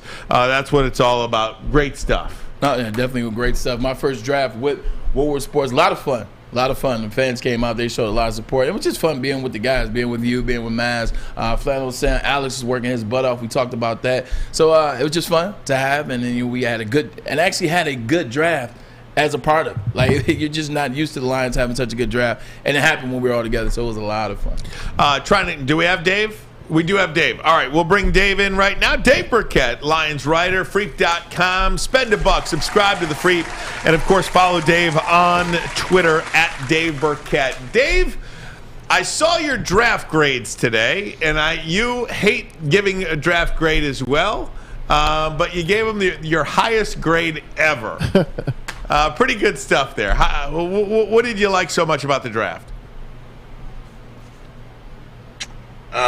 Hopefully you guys can hear me first of all. Yep. Good We got you. as always. We got you. Yeah, look, I like the trade up. I like being aggressive. You know, that's not something that we always see from general managers, and I think Brad Holmes paid great value to move up and get Jameson Williams. And when you pair him with Aiden Hutchinson, you have a chance to have two really, really good players out of this draft. And, you know, I think depth is certainly necessary in the NFL to have success, but you need some true difference makers too. And I don't know for sure that Aiden Hutchinson or Jameson Williams will be a difference maker, but I think they both have the potential to be. And so therefore I like what the Lions did at the top of the draft. Dave Burkett coming in hot. Be easy. Check this out. What would you have done different with the Lions draft so far? What would you have done with the Lions draft pick this week? Yeah, look, I probably wouldn't have taken Josh Paschal at number 2 or in the second round, that is. And that's not anything against him as a player, because in sort of the build up to the draft, I go through different scenarios, and I gave him to the Lions with I think I gave him to him with like pick 66 in one of the scenarios I laid out. So I like him as a player. I think he had some interior pass rush, but I thought the Lions had some bigger needs. Nakobe Dean, I know there are medical questions, but, he could have been a possibility there. Jaquan Brisker went a couple picks after. I think they could have got a starter for their defense. And, look, I think Paschal could be a really good player for them, and he certainly earns high marks from a character standpoint. I had one scout when we were just talking about the defensive line a couple weeks before the draft. He just sort of mentioned him in passing and was like, that guy could be a president from his character. So he checks a lot of the boxes the Lions like, but maybe there was a little bit better value there in terms of getting some immediate contributions out of a different position. But I liked it overall. I thought Maybe they did draft a couple linebackers, but maybe they left themselves a little bit short in terms of immediate contributions at that spot. But it's hard to dislike what Brad Holmes did. Hey, Dave, fill our audience in on your story about moving up. Jameson Williams, the Lions there, Brad Holmes talking to the Vikings, brand new general manager. And it wasn't a last-minute thing. These guys have been talking. Bring us up to date. That was a great story you wrote.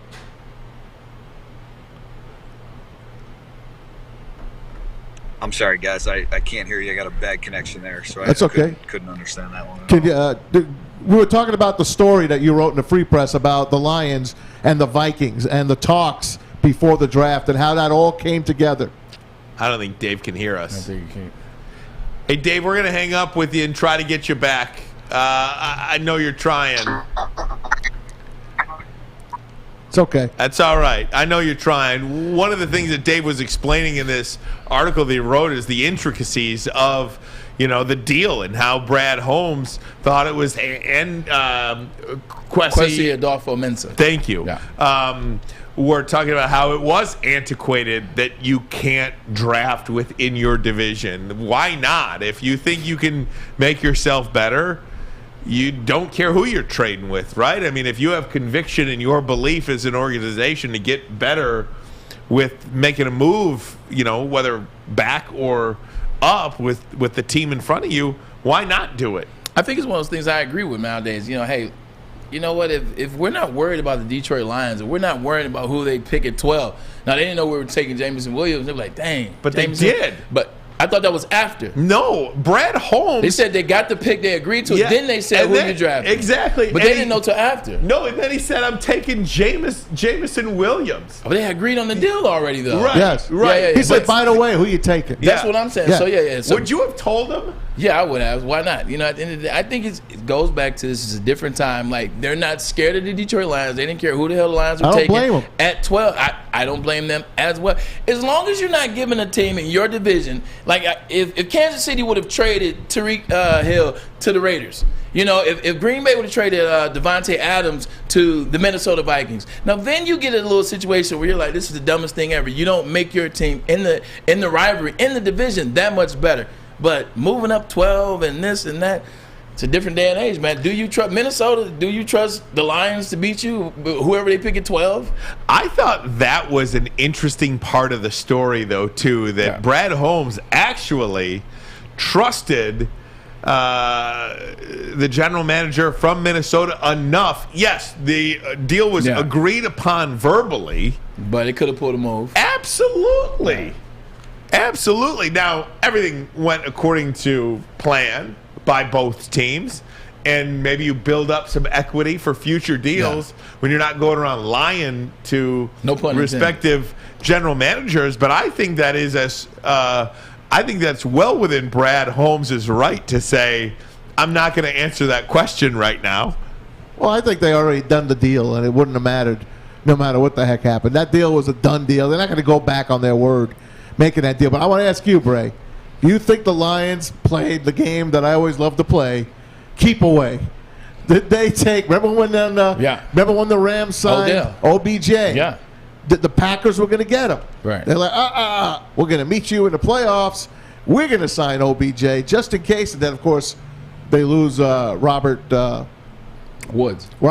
Yeah. So it turned out good. Do you think they played keep away from the Packers? No, I think both these situations. I think with the Los Angeles Rams, I think they saw a guy that could help their team. I think they saw a guy that could be a third wide receiver that could help out Cooper Kupp, who was in a tremendous amount of double coverage. You got Robert Woods. You mix him in there nicely. I mean, look how OBJ ended up playing out for them. He's essentially he could have won MVP if he doesn't get hurt in the end of the first half. But I think the same thing with Jameson Williams. I think the Detroit Lions, they liked him. I don't think it was a game of keep away. Hell, they loved him. You saw the response in that war room when they got him. When the pick was off the board, Brad Holmes was ecstatic about getting Jameson Williams. He's a game changer. He would have been the fastest guy in the combine this year. He literally had the most upside of any of the wide receivers. And going back to it, you talk about who was the best team in the nation this year? It was Georgia. Who had the best defense in the league last year? It was Georgia. Who were they about to lose to? And I said it last week. Jamison Williams was about to single-handedly beat them for the national championship before he tears the ACL on that play over the middle that we all saw. That's a stud. There was nothing about keep away. That was like, no. That's our guy. He's going to be the wideout to take us into the future. That's good, man. Hey, I'm all in. If it works, I'm all in. That's all I got to say. I do. Wait, before you do it, do you think Brad Holmes made a deal with the rest of the Lions brass? All right, you guys want Hutchinson at 1? I really want Thibodeau. But you know what? If you get Hutchinson at 1, you let me trade and get Jamison Williams. You think that was a kind of a deal? Because we looked at it. I really hope not. All right, I'm just saying. I really, if Brad Holmes is not drafting the players that Brad Holmes, as the general manager of this team, wants to draft, this ain't going to work. And I don't think that's the case. I don't think that's the case. I only threw it out there because of the joy in the room between the first pick and that second pick. But the first one was easy. But it could be, because at the same time, if you're looking at pick 2, and you're talking apples to oranges, where, like you say, you got 1A, 1B, you got Aiden, and you have Thibodeau, and they're like, look, we want Aiden, and he's like, all right, I kind of want Thibodeau, but you know what? If you guys want Aiden, who's a 1A, 1B scenario, you guys take him. Let's get this aggressive move. I could see a scenario where that, I'm not saying it happened, but I could see that being a scenario where if you do the due diligence on that, you run the numbers on that pick, moving up to 12, drafting Jamison Williams, I can see that being a situation. If Brad Holmes is not fully in control of personnel decisions with the Detroit Lions, I'm extremely disappointed, and that leads to dysfunction in an organization. I hope that, I'm not saying you're wrong, I'm saying I hope to God that's not the case. But what if a head coach says, hey, we need this guy. This is a guy we need. Like, this is a guy we need. This is a guy we want. I know he's not necessarily 1 in your eyes. Maybe he's 2 in your eyes, but this is a guy we need. And again, maybe I'm too simplistic there. Then I want the head coach and the GM to see eye to eye on 90% of stuff, including the number 2 overall pick. That one should be easy. Yeah, there is see eye to eye. If you're like, at the end of the day, it's 1A, 1B. I want him, but I'm good with either. Guys, James Houston IV also was the first Lions player, first pick from the historically black colleges and universities since 2013. Deion Sanders not happy about it. Does he owe the Detroit Lions an apology, though? That's what our Corey Woods put up on woodwardsports.com. We'll tell you about that coming up next. But first, a message from Sticker Genius. Sticker Genius is the official sticker partner of Woodward Sports. When it comes to stickers and signage, think Sticker Genius. Sticker Genius was able to put all of this beautiful wall covering all over the Woodward Sports studio, and they did it in less than 1 day. If you go to their website at stickergenius.com, you will see they offer window graphics, wall graphics, custom stickers, and so much more. If you want to get hooked up like they hooked us up, visit their website at stickergenius.com. This is Ermanni and Edwards, Woodward Sports Network, the bottom line. Hi, I'm Kay Cunningham. I'm proud to partner with Hall Financial, the mortgage company known for 5-star service. Don't just take my word for it. Check out their 5,000 5-star reviews for yourself. Go to callhallfirst.com and get started with your 5-star experience today. You don't have to go to the beach, man. You don't have to get your butt crack full of sand. You just need a little chili peppers, man, to get that glowing beach chili peppers tan. Woo! With 26 locations in the Metro Detroit area and more coming, Chili Peppers Tanning is where you'll find the cleanest salons in the D. Join the Pepper Club for the best deals on unlimited tanning. Head to chilipepperstanning.com. You just need a little chili peppers, man. Summertime is almost here, and also when you get that membership to Planet Fitness, why don't you go ahead and indulge some of that Gypsy vodka. It is smooth. That's because it's gluten-free. Corn is still 6 times. Artesian spring water is what they use 50 times. I'm talking about countless taste tests. 50 formulas went into creating this masterpiece that is Gypsy. Go in the store, ask for it by name, Gypsy Vodka, and tell them Adam and Mike sent you. That's right. Shout out to the owners, Adam and Mike, Michigan State guys. Shout out to K9 Drafting. Hey, go get you some, but also drink responsibly if you're going to. Guys, so James Houston IV is the first player to be drafted under Deion Sanders while at Jackson State University. And Deion was not happy. I believe it was Deion Sanders' son. Yes. That posted about the Detroit Lions in their announcement of this player. They showed him in Florida gear. His highlights. Because Yes. he transferred from Florida to Jackson State University. But apparently, according to some of the Lions writers on Twitter, the Lions asked Jackson State for video. Nobody responded for the video, so they had to use what they had available to them and use the Florida video in the highlight reel.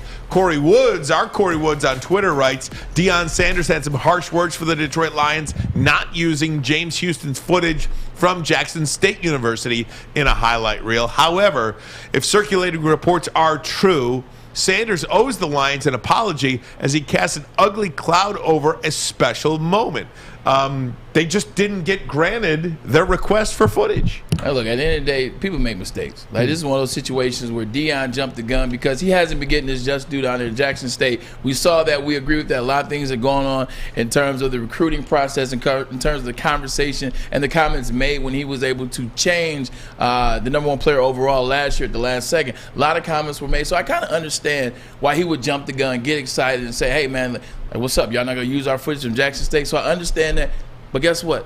Players F up too. He messed up. Now it's time for me to put the call in and say, hey, we didn't know you reached out. I jumped the gun. My apologies. I just want to make sure that my school as well as my players get their just due. People mess up. It's okay. Deion come with the apology. Let's keep the party rolling.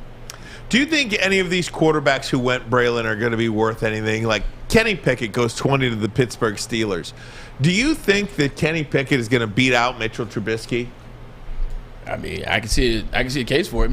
Is Desmond Ridder going to be any good in Atlanta? He might have a chance there. Now, see, it's going to be an interesting one is Desmond Ridder. Desmond Ridder's a guy that does put the ball in the end zone. You saw that. He had a lot of wins down there at Cincinnati, was in the playoffs this year, did lose to Alabama. He's a guy that could be on Marcus Mariota. Marcus Mariota, look, I like Marcus Mariota. Marcus Mariota, let's call it a spade. Like, he hasn't gotten done when he's been the leader, when he's been the guy, when he's been the head man, hasn't gotten it done in the NFL. And yes, we've seen him in a couple trick plays. Yes, we've seen him come in and spell Derek Carr in a couple series and look good. But you're talking about having the full range. You're talking about having the full range of the Atlanta Falcon organization on you, and they're struggling. They need some help. They get Drake London. Now you got the Twin Towers and Pitts and Drake London. You get Calvin Ridley back halfway through the season, at least my estimation, so I could be wrong on that. It's my opinion. So he could be, but Desmond Ridder's a young guy, similar quarterback to him. Maybe he beats out Marcus Mariota. Maybe Marcus Mariota gets cut. They're not paying him that much once again. So I think Desmond Ridder has the best shot. I like what they have down there. Got to get a running back for me, but I like that as the best shot for any other quarterback. Something about Kenny Pickett, I just don't like. It's something I don't like. Like, I mean, it's just him handing the ball off to Najee Harris in the backfield. I hate everybody in this draft. Now, something about him, more in love with him. He's just okay. Yeah. I mean, Mitchell Trubisky, I think Mitchell Trubisky's going to win the starting job, and I think it'll be a good one. But I think he wins because he had a chance to sit down in Buffalo behind Josh Allen, work with Brian Daboll, who's now in New York, and just reassess his career. Started off in Chicago. He did get the Pro Bowl his rookie year, but it wasn't a great year. It was just everybody goes to the Pro Bowl now. They're not even worth anything. Right. I think he's reassessing this, so you'll see a different Mitchell Trubisky. Mike Tomlin said that Kenny Pickett has every chance to be the starting quarterback in Week 1, and I believe it. And you know what? We always say it, Ryan. We want what the Steelers want. We're going to look back, I think, in 15 years and say this kid had a hell of a career. I like Pickett. I've liked him since he fake slid. Yeah. He's got the quarterback smarts, man. The moxie. He's got it. I believe the Steelers got the right guy. Do I love Malik Willis? Yeah, I think he's going to put the Titans right there in a couple of years myself. You know, I like all the quarterback picks. I still want to know why Belichick took Bailey Zappi that high when you have a #1 quarterback already in your stable, and you got 2 other quarterbacks on your roster. He liked Bailey Zappi. Like, at the end of the day, quarterbacks get injured. Like, just look at New England for a second. Quarterbacks have thrived in injury situations. You look at Tom Brady. Tom Brady goes down in 2009 or 10. I can't remember exactly when. Because I played against him then. Maybe 2008. Insert Matt Castle. Matt Castle comes in. He plays 4 games, and guess what? He gets paid by the Chiefs. Insert Jacoby Brissett. Jacoby Brissett. He played for Tom Brady one time, got suspended. Jacoby gets picked up by the Colts. Now Jacoby's making money. Jacoby keeps getting picked up. You look at Jimmy G. Jimmy G got paid off going 2-1 when Tom Brady was suspended for Deflategate. Now he's at the 49ers. They have a history of a quarterback getting hurt, quarterback coming in, then quarterback getting paid. I think he liked Bailey Zappi a lot. I think he knows that Mac Jones isn't the most versatile, fast, or agile quarterback, which means he's going to take a lot of hits. Well, you got to have a quarterback that you trust waiting. Some organizations get all the benefit of the doubt. Some get none. Yeah. And that's just the way it is. And the Lions get none. We question whether their general manager gets the player that he wants to pick. What about the Pittsburgh Steelers, though? I mean, how many times have we seen, Mike Tomlin loves Malik Willis, met with him 4 times. I want somebody to look at me the way Mike Tomlin looks at Malik Willis. Right. Do you think there was some pushback there? Do you think Mike Tomlin got his guy on draft night on Thursday? I do. You do? Yeah, because everyone's liars. Everyone is a liar in the NFL. They play great poker. This year was the best poker game that we all had a chance to sit at and watch. This was the World Series of poker. This NFL draft was the best. And who wound up with Sam Howell? Who wound up Washington, with him? I believe. Yeah, Washington. But, I think you're going to hear about these quarterbacks eventually. I really do. I do too. Do you know why I think you're going to hear about them, Braylon? Yeah. Because nobody's expecting any of them to be anything. Not one of these players drafted, not one of these quarterbacks drafted is expected to start week 1, year 1. There's no pressure on any of them. None of them. They could all sit and take their time the way most successful quarterbacks play it out, right? I mean, again, we talk about it all the time. Who are the best 3 quarterbacks in the league right now? Aaron Rodgers, Tom Brady, Patrick Mahomes, Josh Allen. How many of them started week 1? Maybe Josh Allen. I think, or did Tyrod? I'd have to. I don't even know if he started. I don't think he did. I don't think he did either. But I know the other 3 didn't. Yeah. I know the other 3 didn't. Yeah, I think the Steelers got exactly what they want. I mean, you look at their practice facilities, you look at the stadium, they're legitimately, if you go left, you go to the Steelers side of the wing, and if you go right, you go to the Pittsburgh Panthers side of the wing. So they had a chance to watch him the last 2 years. They watched him all of last year. They watched him get better and better and better as the ACC season went on. They watched him win the ACC with the fake slide. They saw him opt out of that game. So they've been watching him closely. They won him. They got him. They also got George Pickens, the wide receiver from Georgia, who we got a chance to see up close and personal against Michigan in the Orange Bowl. They liked him too. I mean, he's only played 2 games in a year and a half, 2 years, but fast receiver, physical. You saw he did against Dax Hill or Gray as well. Vernon Gray.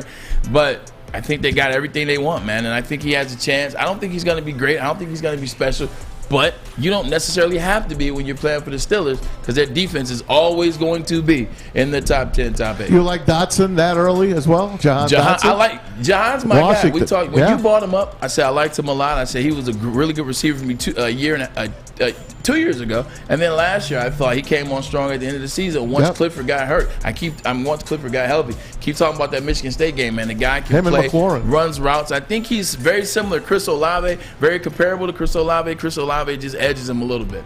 Guys, I want to move away from the draft if we could for one segment. Thank you. The Tigers are the worst team in the American League.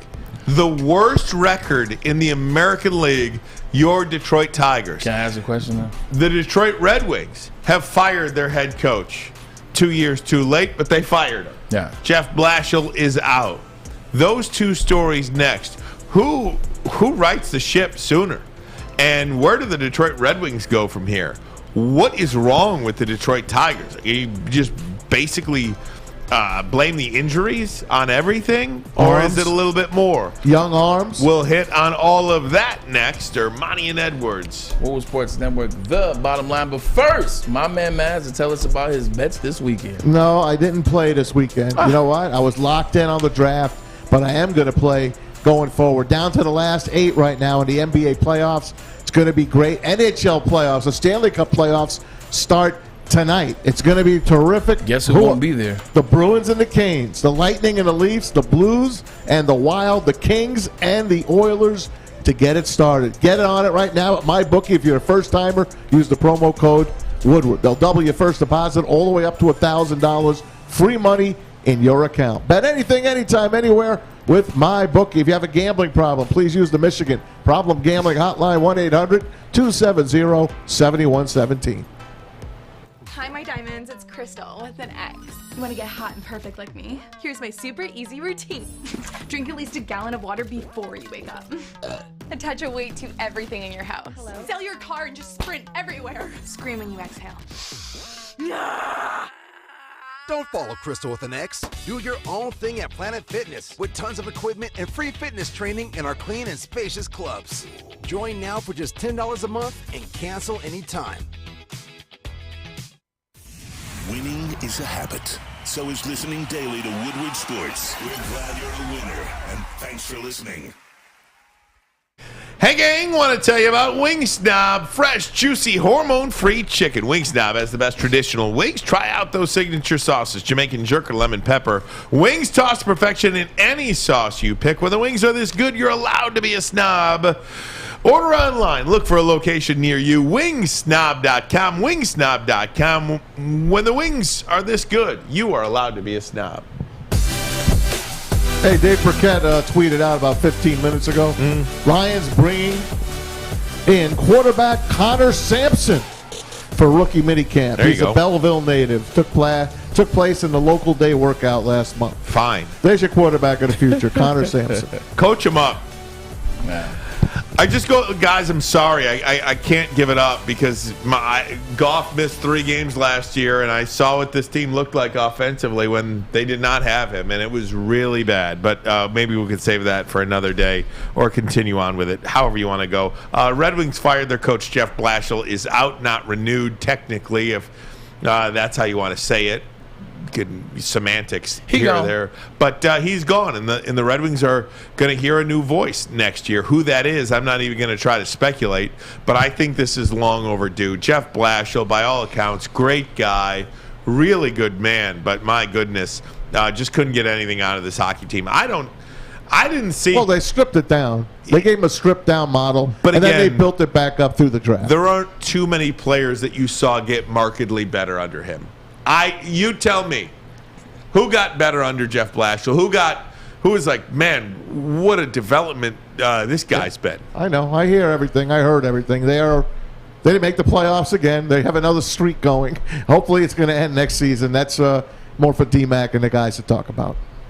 Yeah, no, as I'm sitting here trying to think of a player, think about a guy, and I'm actually listening to you. And even the guy, Mo Sider. Mo Sider is a guy that came out early on. Mo Sider was on fire. At one point, you thought Mo Sider had a chance to make the All-Star game, and then you start getting worse as the season has progressed. You want to see a young player get better, especially under Stevie Y. You want to see, or especially under Dylan Larkin. It's a long season, though. No, it is a long season, but you want to see a guy get better. You want to see him finish strong, even if he does. I understand there's ebb and flow throughout the season, especially as a rookie. Trust me, I've been there, done that, I understand that. But it seems like he started so high, and then when it hit, it didn't go ebb and flow. It hit and stayed. So that's what I'm saying. Rookies aside, I mean, go back to like the Anthony Manthas of the world. You know, I mean, Dylan Larkin even had a really nice season. Perhaps his best season. He's all-star. Yeah, his best season. But I mean, is he getting like a crap ton better? He got better when they added, Lucas Raymond and Mo Sider. Maybe it's the talent around him that needed to get better for him to play. Yeah, I don't know. Either way, this organization is just kind of like a little bit blah right now, you know? I mean, you've got a couple of young guys, but aside from Raymond and Sider, who's a must-keep on this roster? Bertuzzi? I don't even know if he's a must-keep. I mean... He is. He's a must-keep. Is he? Either that or you're going to get a lot for him. But anyone that gets lucky enough to become the new head coach of the Red Wings, they're going to come into a great situation. I agree with Matt. Don't walk out now. Like I think they're a lot closer than you think. Blashill, we definitely had to get rid of Blashill. Like, our defense has been tremendous. I mean, horrific. Excuse me. definitely two different words. Our defense has been horrific. And many goals as we gave up, it just was ridiculous. You had to move on from them. But they have a lot of keys in place. They got a lot of people that want. They re-signed a couple people during the year. I'm telling you, man, somebody's walking into pretty damn good situation. The Detroit Tigers are the worst team in the American League. They lose by a half a game. Oh, okay. The Baltimore Orioles are within reach of the Detroit Tigers. The Tigers, they can't score runs. They can't hit home runs. The starting pitching can't get out of their own way. Bullpen is good. Defense isn't very good.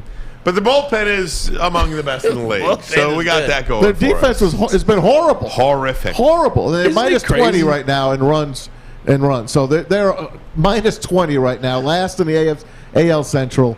Thank goodness they're done with the Dodgers now. Hey, they got 1 out of 3 from the Dodgers, which was more than I thought they were going to get anyway. So let's see what's up next for your Detroit Tigers. It can only go up from here. I think one of the bad things about the Tigers is we sit back and analyze them too, and that's why you say the Detroit Tigers are the worst in the AL. It's like, yeah, they're only down half a game or a game and a half, but it's just the things, it's the plays that you've seen that didn't look like professional baseball. Almost looked like we were watching the Indians, the major league, with Charlie Sheen. You look at the incident that happened against the Yankees early on in the season in the outfield with the catcher, Tucker Barnhart, and the pitcher. Then you look at the situation that happened last week in Minnesota. One of the worst plays I've ever seen. Maz has said that it's the worst play that he's ever seen to lose a game. Plays like that. Plays like that is what really bother you about the Tigers. Like, yeah, they're in some games, they lose. That's one thing. But when you see plays like that, it takes you back to the Lions season. Look at what happened with the Minnesota Vikings. No way the Lions are supposed to allow Minnesota Vikings to get in field goal range. Guess what? Right. That was the second time they did it because they did it against the Ravens and Lamar Jackson. Those are the plays that bother you with the Detroit Tigers. Hey, they get 2 games with the Pirates at home, this is odd. They're on the road. Now they come home for 2 at Pittsburgh tomorrow and Wednesday. Then they're on the road for 1, 2, 3, 4 against Houston and Justin Verlander. Then they're back home for the hapless A's and the hapless Orioles. Hapless A's? I mean, A's are hovering around 500. They play over their head because that's just what they do. But they strip that team down. They're getting like a couple of hundred people at the Oakland Alameda County Coliseum. I watched Moneyball on Saturday night just because I had to. Is he still in charge of that team, Billy Beane? Billy Beane, yeah. So what a great movie. I just love what that freaking movie. We talked about it too, man. It's just so crazy that he doesn't take the huge deal with the Red Sox. Yes. Everyone's watched the movie, especially the sports fan, the Beeliners. I know you guys have watched it. He doesn't take the big deal. He doesn't go with Boston. He goes back to Oakland, essentially trying to get that math right, essentially trying to get the statistician aspect of the game working. Still has not worked.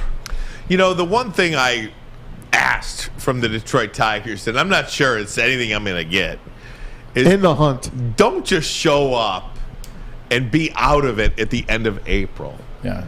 Stick around in the month of April if you could, because by the time we start paying attention to the baseball team, in May, like right now, I think a lot of people will turn their attention to the Detroit Tigers. It is the only local sport now in town. The Lions draft is over. The Red Wings didn't make the playoffs. The Pistons didn't make the playoffs. The Tigers are the team now. All eyes will turn to the Detroit Tigers.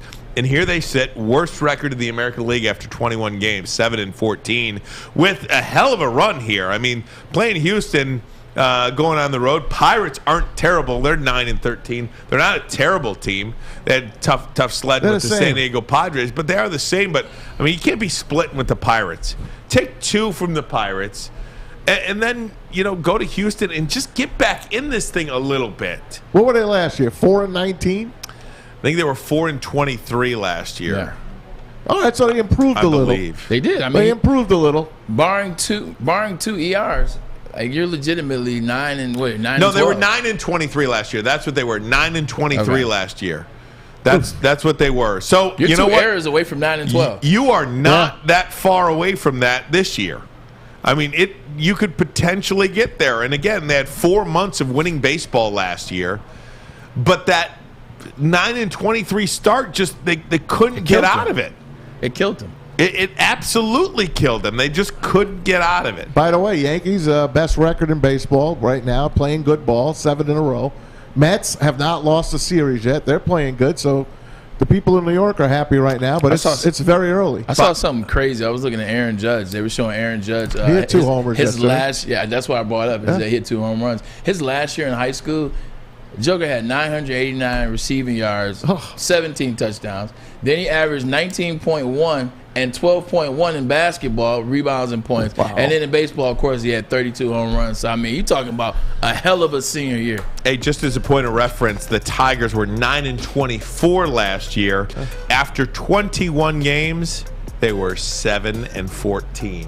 Exactly what their record is right now. Okay. Wow. So but this is a better team, right? Yeah, right. That's what we think. Hey, there's 3 guys that aren't even hitting yet. And one guy that's not even here yet, Riley Green. Yep. So, Mickey got his first home run. I know. There we go. Mickey got a 2-run shot. He needed it. Broke Still the could shutout. put one over the fence. Hey, if you're watching on YouTube, go ahead and hit that like button. Let's try to get over 300 before we get to the top of the hour. Let's get over 300 likes before the top of the hour. Woodward Sports Network, but first, a message from SMA. The Sports Marketing Agency helps spread awareness about mental health and substance abuse. Their podcast, This Is the F Word, the F Word standing for fentanyl, is helping to spread awareness of fentanyl and other addictions. Go to thesportsma.com if you have any questions, any concerns, or if you want to find out if you or someone you know might need some help. This is how you do it. thesportsma.com. Life is full of hard choices. We're here to make one of life's biggest decisions as simple as possible.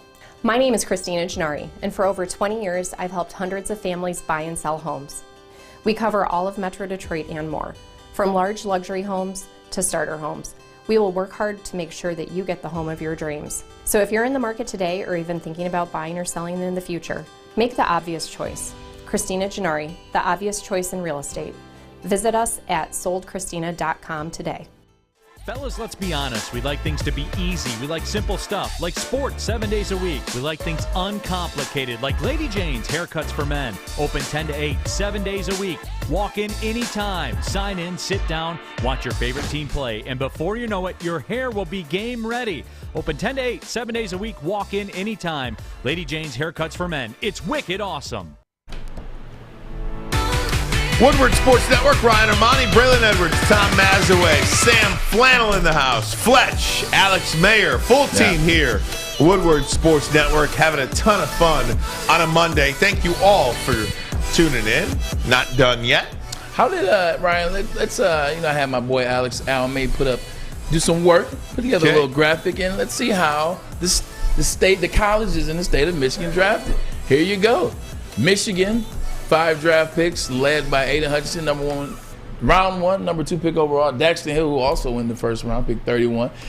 Michigan State, 4 picks in the first round. Highest is Kenneth Walker III, a.k.a. K9. Running round 2, pick 41. Jalen Naylor is somebody I posted about earlier today. I thought that was a heck of a slip for the Minnesota Vikings. I like him in that system. I think injuries, and we keep talking about it, these players are slipping, whether it's Nakobe Dean or other players, because of injury.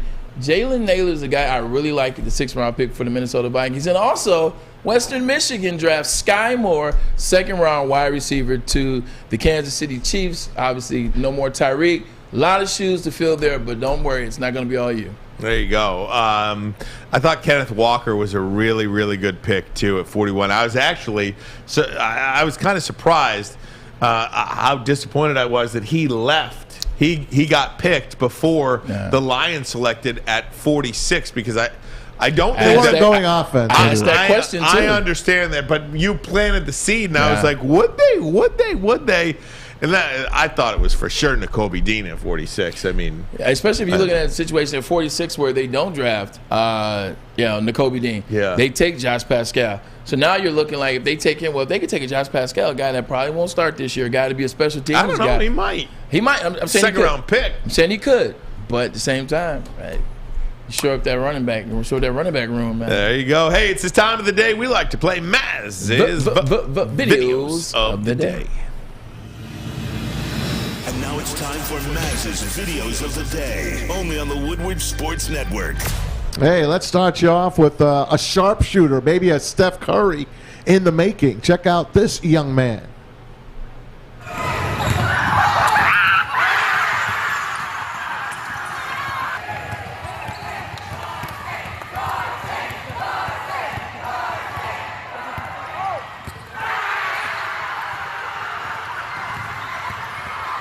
How cool is that? I just love how kids cool get is so that? excited for that, man. How old do you think that kid is? Eighth grade? Eighth grade, I don't maybe? know, I thought he Seventh was grade? 8. Yeah, he might even be younger Oh, than that. yeah. That's pretty damn Not good, even. man. Bray, you think you could sink those? Oh, 100%. Like him? It's easy. Yeah? It's light work. Even Look that at one-hander he had? Look, it's nothing, man. I close my eyes and make that He's shot. a little guy. It's a little What you guy. ask could I make? I ain't talking Hey, about let's take you. I don't know what marathon this was, but it looked like Allen Iverson is out there practicing some marathon work. He's got something coming out here, AI. Yeah, but check him out. Maybe was this him? He playing in the league.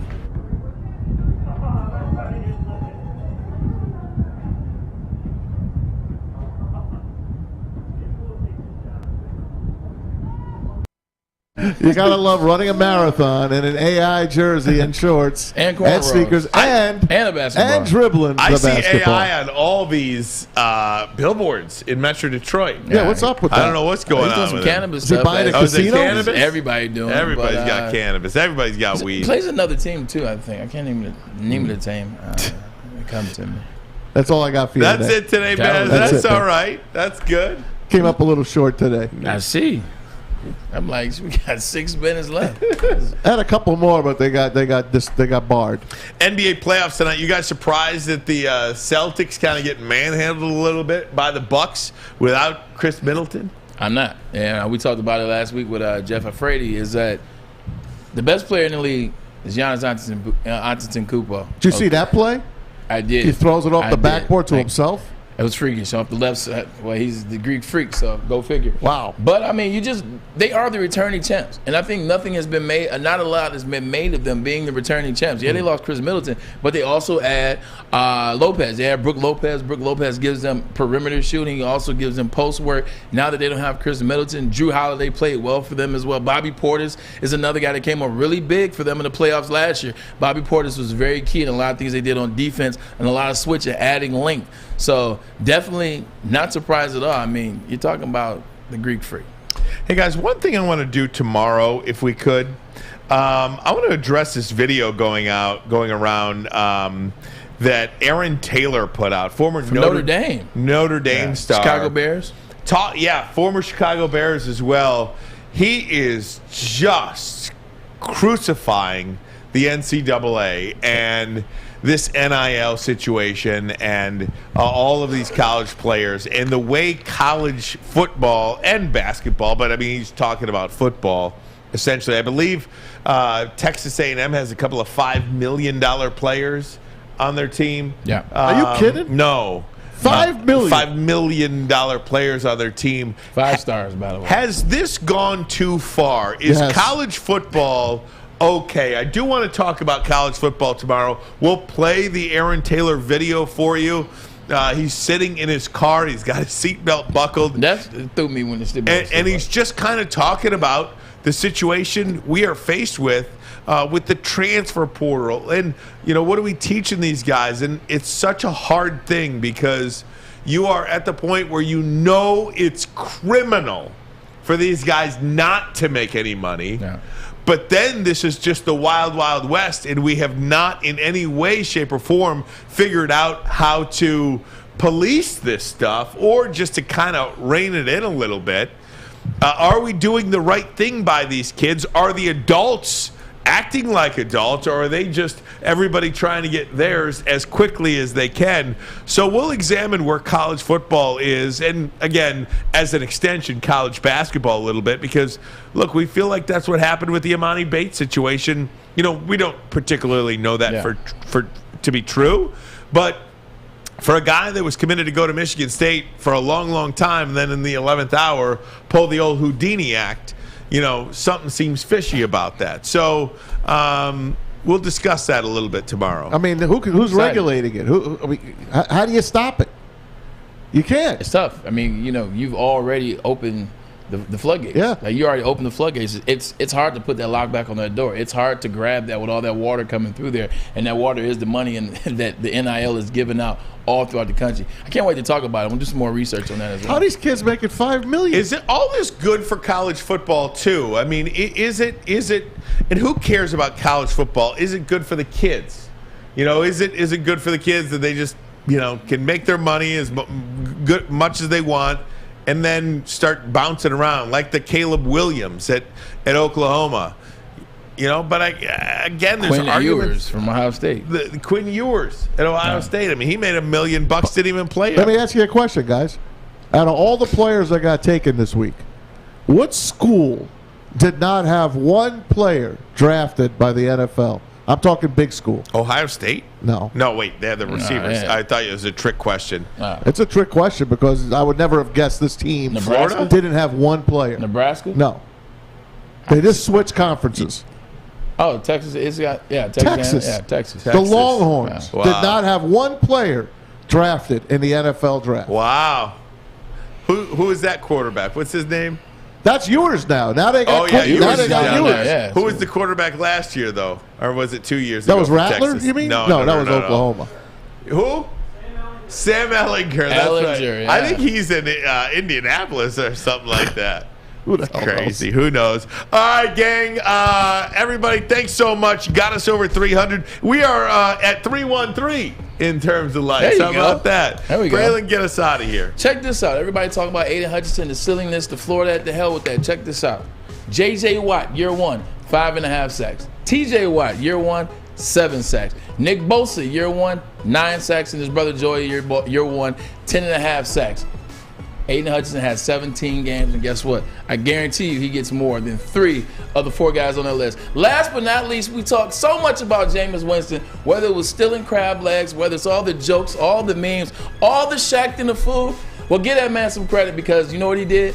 This past weekend, he went back to school and got his degree. Well, he's been going to school, but he finally walked across Florida State stage, got his degree 7 years after he won the Heisman in the national championship. So awesome. shout out to Ryan's boy, Jameis Winston. Congrats from Woodward Sports thought you were Network. saying he was gonna have a big bottom line. Got to eat that W. No. Gotta eat that I W. thought he had a crab leg I just want to give him a little love for graduating. But man, for come me, on, it's Maz. gonna be a long week. We're ready. We're rocking and rolling. Splano Sam, Alex Crab Crutch in the legs. booth, Maz over there, my man Ryan Ermanni. Eat that W. And this is maize, in case you're wondering. That's maize color right there, though. Edwards, this is the bottom line. See you guys tomorrow.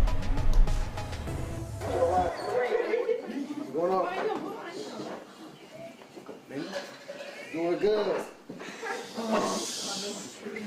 Oh, I'm tired.